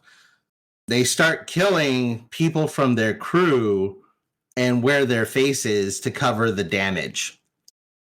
And it was kind of like a horror episode. And I just like trying to come up with your weird alternate face name, character name that came to my mind.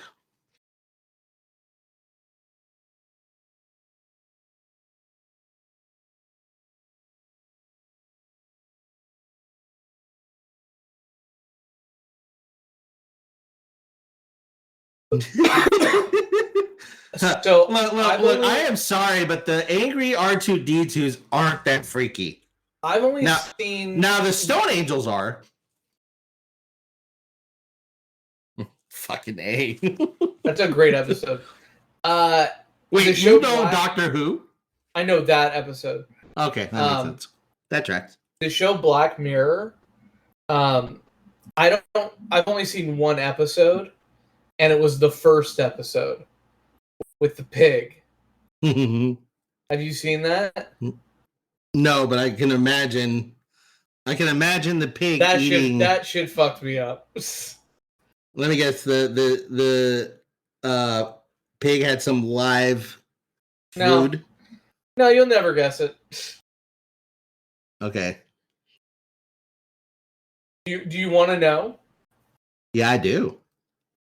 So, I don't remember like specifics, but basically there was a politician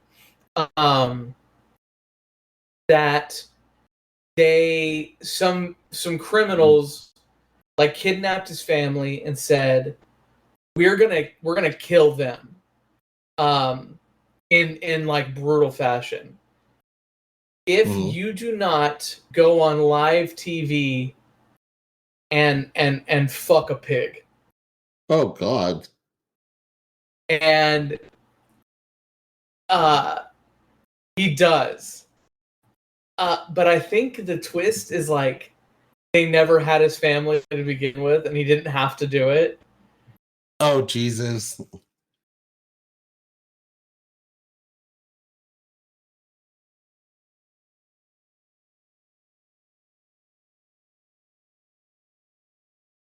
Oh, okay.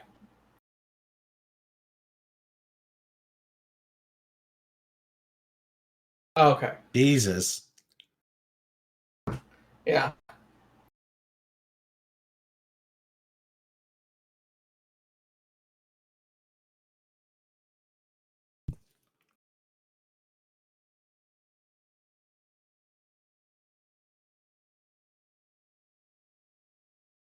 Oh, when people tell me to watch something that I don't like, yeah, it's hard. I have to trust you. Yeah.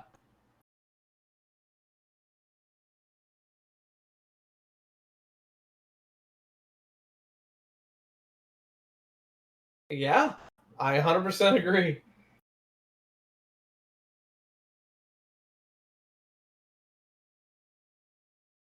I get it.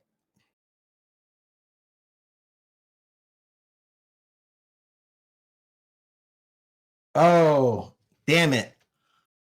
I forgot about this movie. Deliverance. Not a horror movie? I don't know. I feel like it is.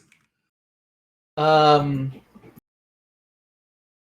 yeah, Do you think I so? like That it. I mean, that's one of the movies I was like, I remember thinking about, but I couldn't really consider it a horror. I think you might be right. Yeah.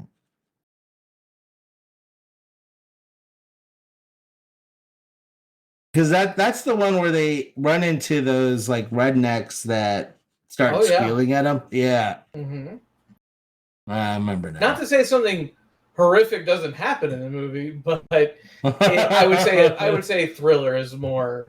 More apt. Yeah. Yeah. Like yeah. I I've I never don't seen it. like that movie, but I like that book. But yeah, the book is even more depressing.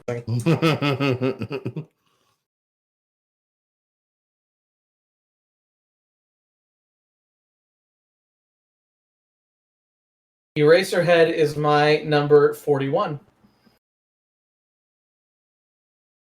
Blue Velvet. Blue Velvet. I don't think is a horror movie. It's just David Lynch. I mean, if you want to argue, like Blade, it would be, uh, uh, No, yeah. an action movie. What's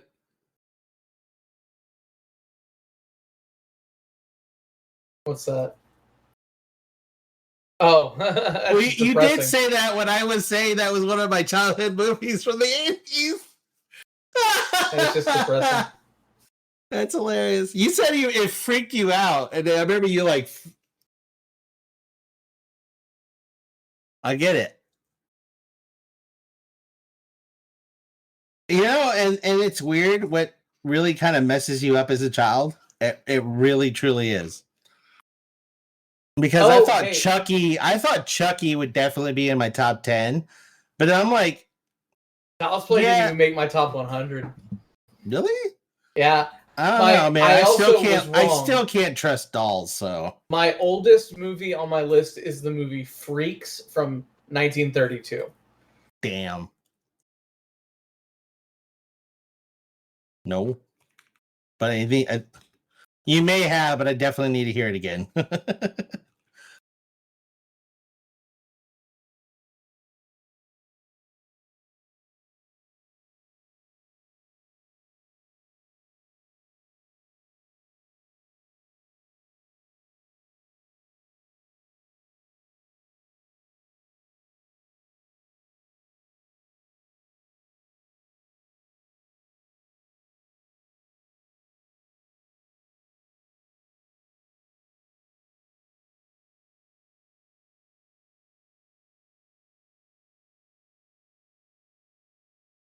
Right.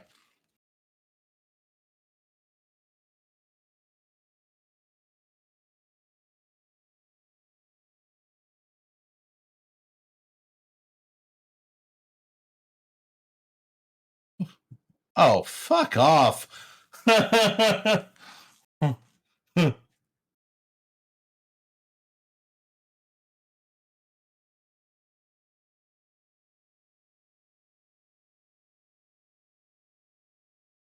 So shit liar heard.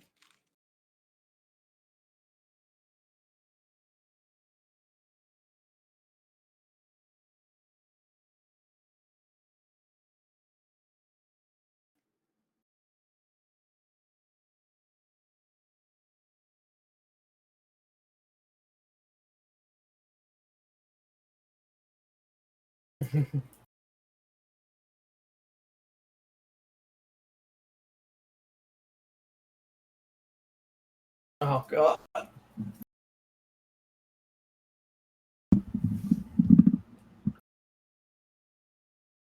But the fact you had to do all that is kind of crazy. You know what I mean?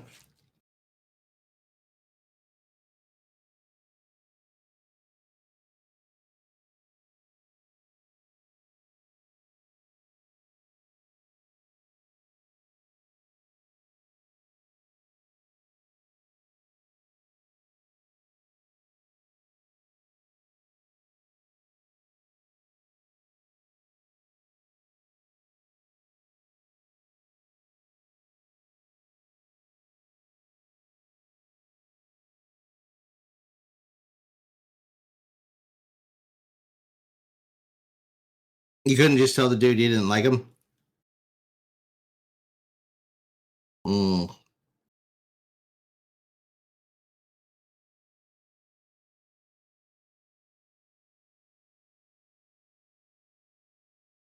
Well,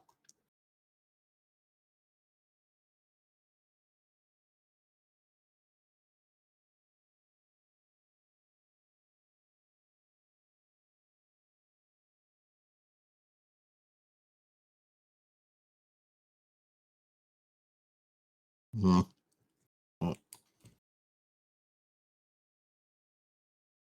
That's like mild.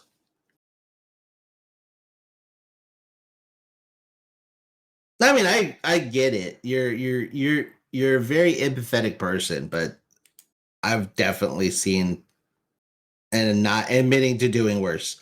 Um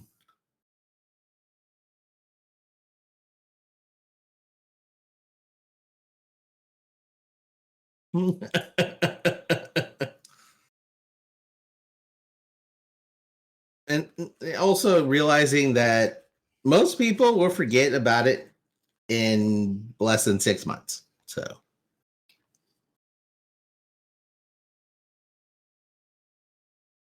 yeah, and nine times out of 10, the other person will not give two shits if the roles were reversed.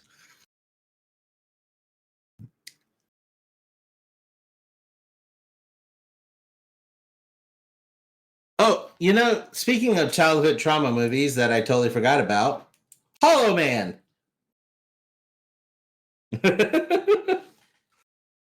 great, great movie.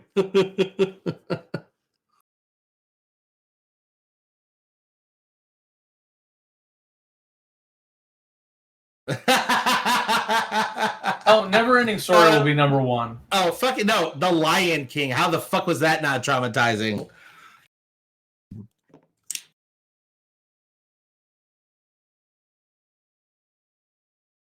Jesus, I envy you.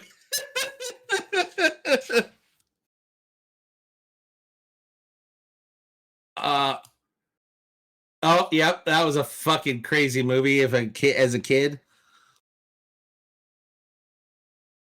I also didn't understand the zipper scene until much later. Oh my god. Wait, hold on. I asked Chat GPT to make a photo montage Oh, jeez. of my top 100 horror movies, and what it produced is insane. Screenshot. uh, it doesn't even make sense. Screenshot. But I do want to see the movie Dan of the Dead.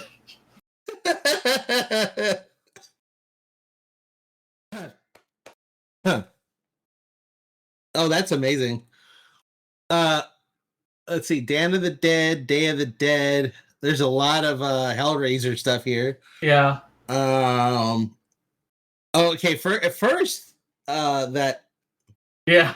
I'm trying to figure out what I at first thought was a giant middle finger.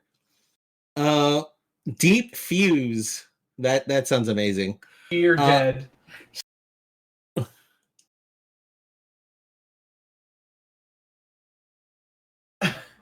Like most movies.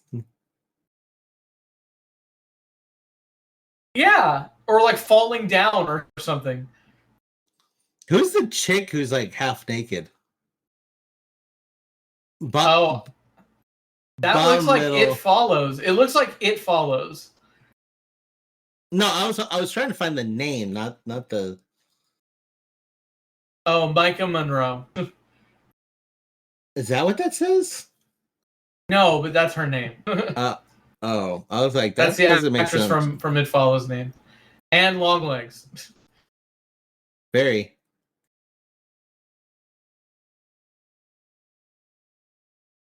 Jesus Christ.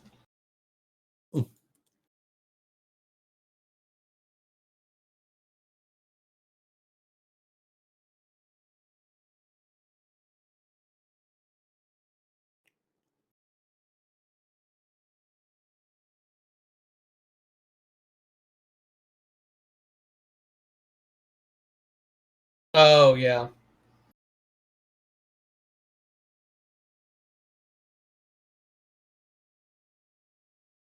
Oh, the human centipede. So the first one is actually kind of a boring movie. Human Centipede 2 is fucked up. Let's see. What? What kind of weak ass got traumatized by that? Oh, the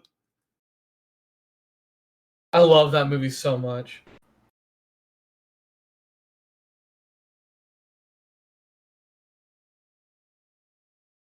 That's so audition? good. Yeah, that's my number 5. Yeah, that apparently it's one of the most traumatizing movies of all time. Audition. Auditions.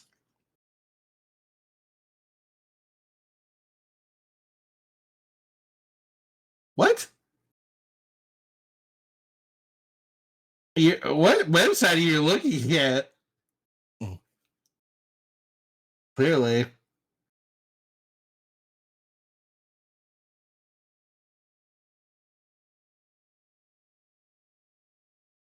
Most psychologically disturbing movies ever. A Serbian film is number one. Yeah.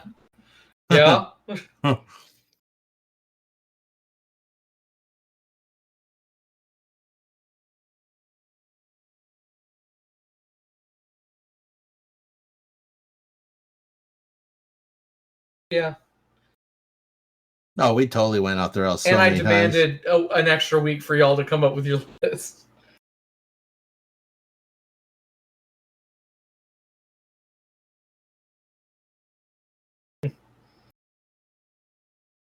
I mean, and I'm actually like mildly impressed with the fact that I came up with any. Uh Only because I never considered myself a horror person, but I've stumbled on a lot of horror movies on accident trying to find other genres of movies.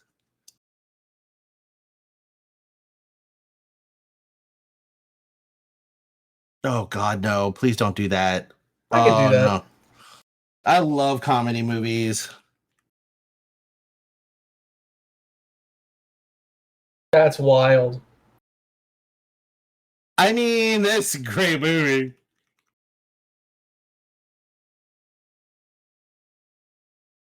I mean, we already know it will be. It also be a top.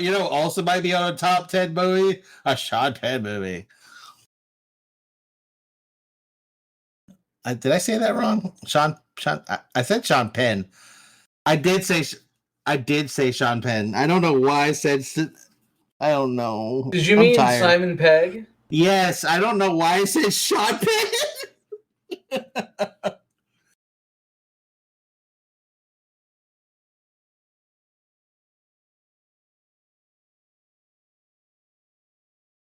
Yeah. What? Well, I mean, are any movies straight comedy?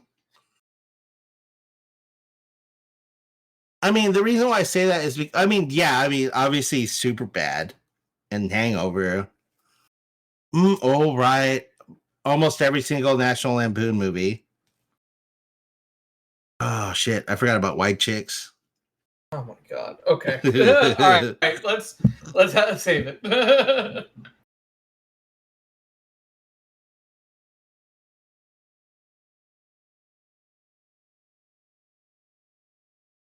Ooh. It's spooky.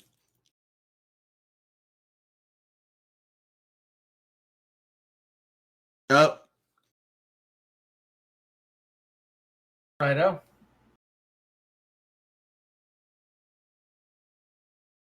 7 days. I mean, if we do that, Fair we're just going to enough. basically say everything that we just said. Going.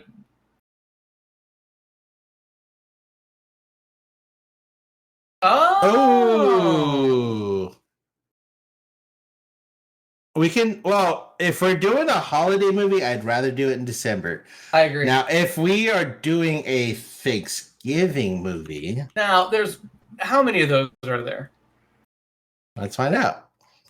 No.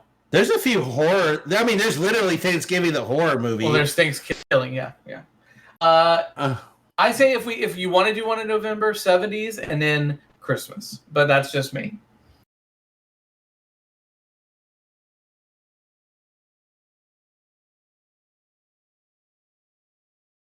I already have my list made, so.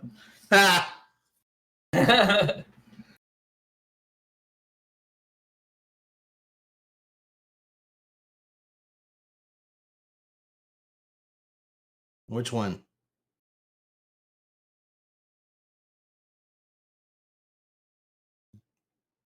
The 70s?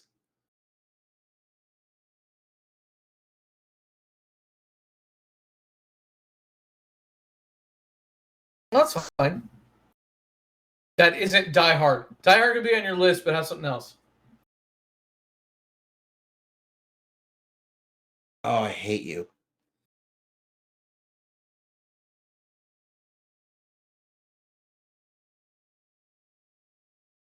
Well, then I would also argue that we should also do A Nightmare Before Christmas. Well, that should also be that movie disqualified. fucking sucks a bag of dicks, and I won't be having it. So. No, I'm glad. I know you don't like it, but I'm saying like that should also be considered not a Christmas tradition. So that some people would consider a Christmas movie.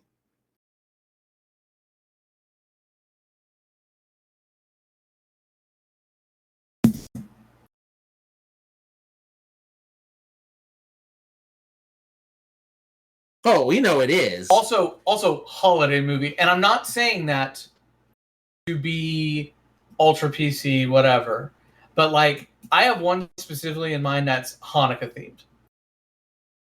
Oh yeah. Is that fair? No, that's fine. Okay. Yes. Ooh, I love Krampus. Oh yeah, that's hilarious. That'd be hilarious. Uh-oh.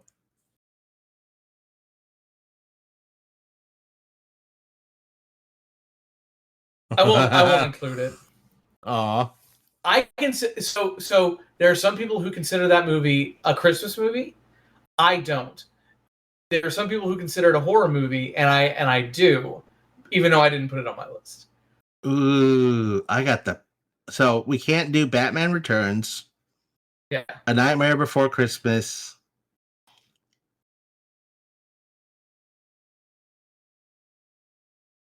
No. I say you can do Nightmare Before Christmas if you want to. I'll make fun of you, but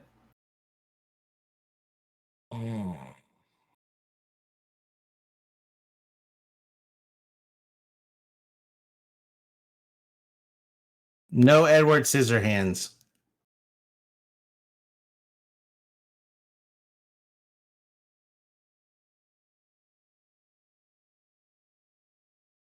just because there's snowman doesn't mean that it's Christmas. I mean, I thought it was literally. I won't include the Hateful Eight. Hey, stop telling people my Christmas movie. What? Alternative Christmas movie?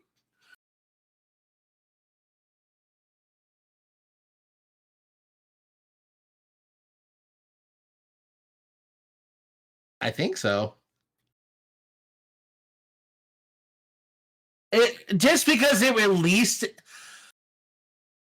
Okay, guys. Look, first off, it's not my fault you don't understand the Iron Man lore. That's not my concern. Fair enough.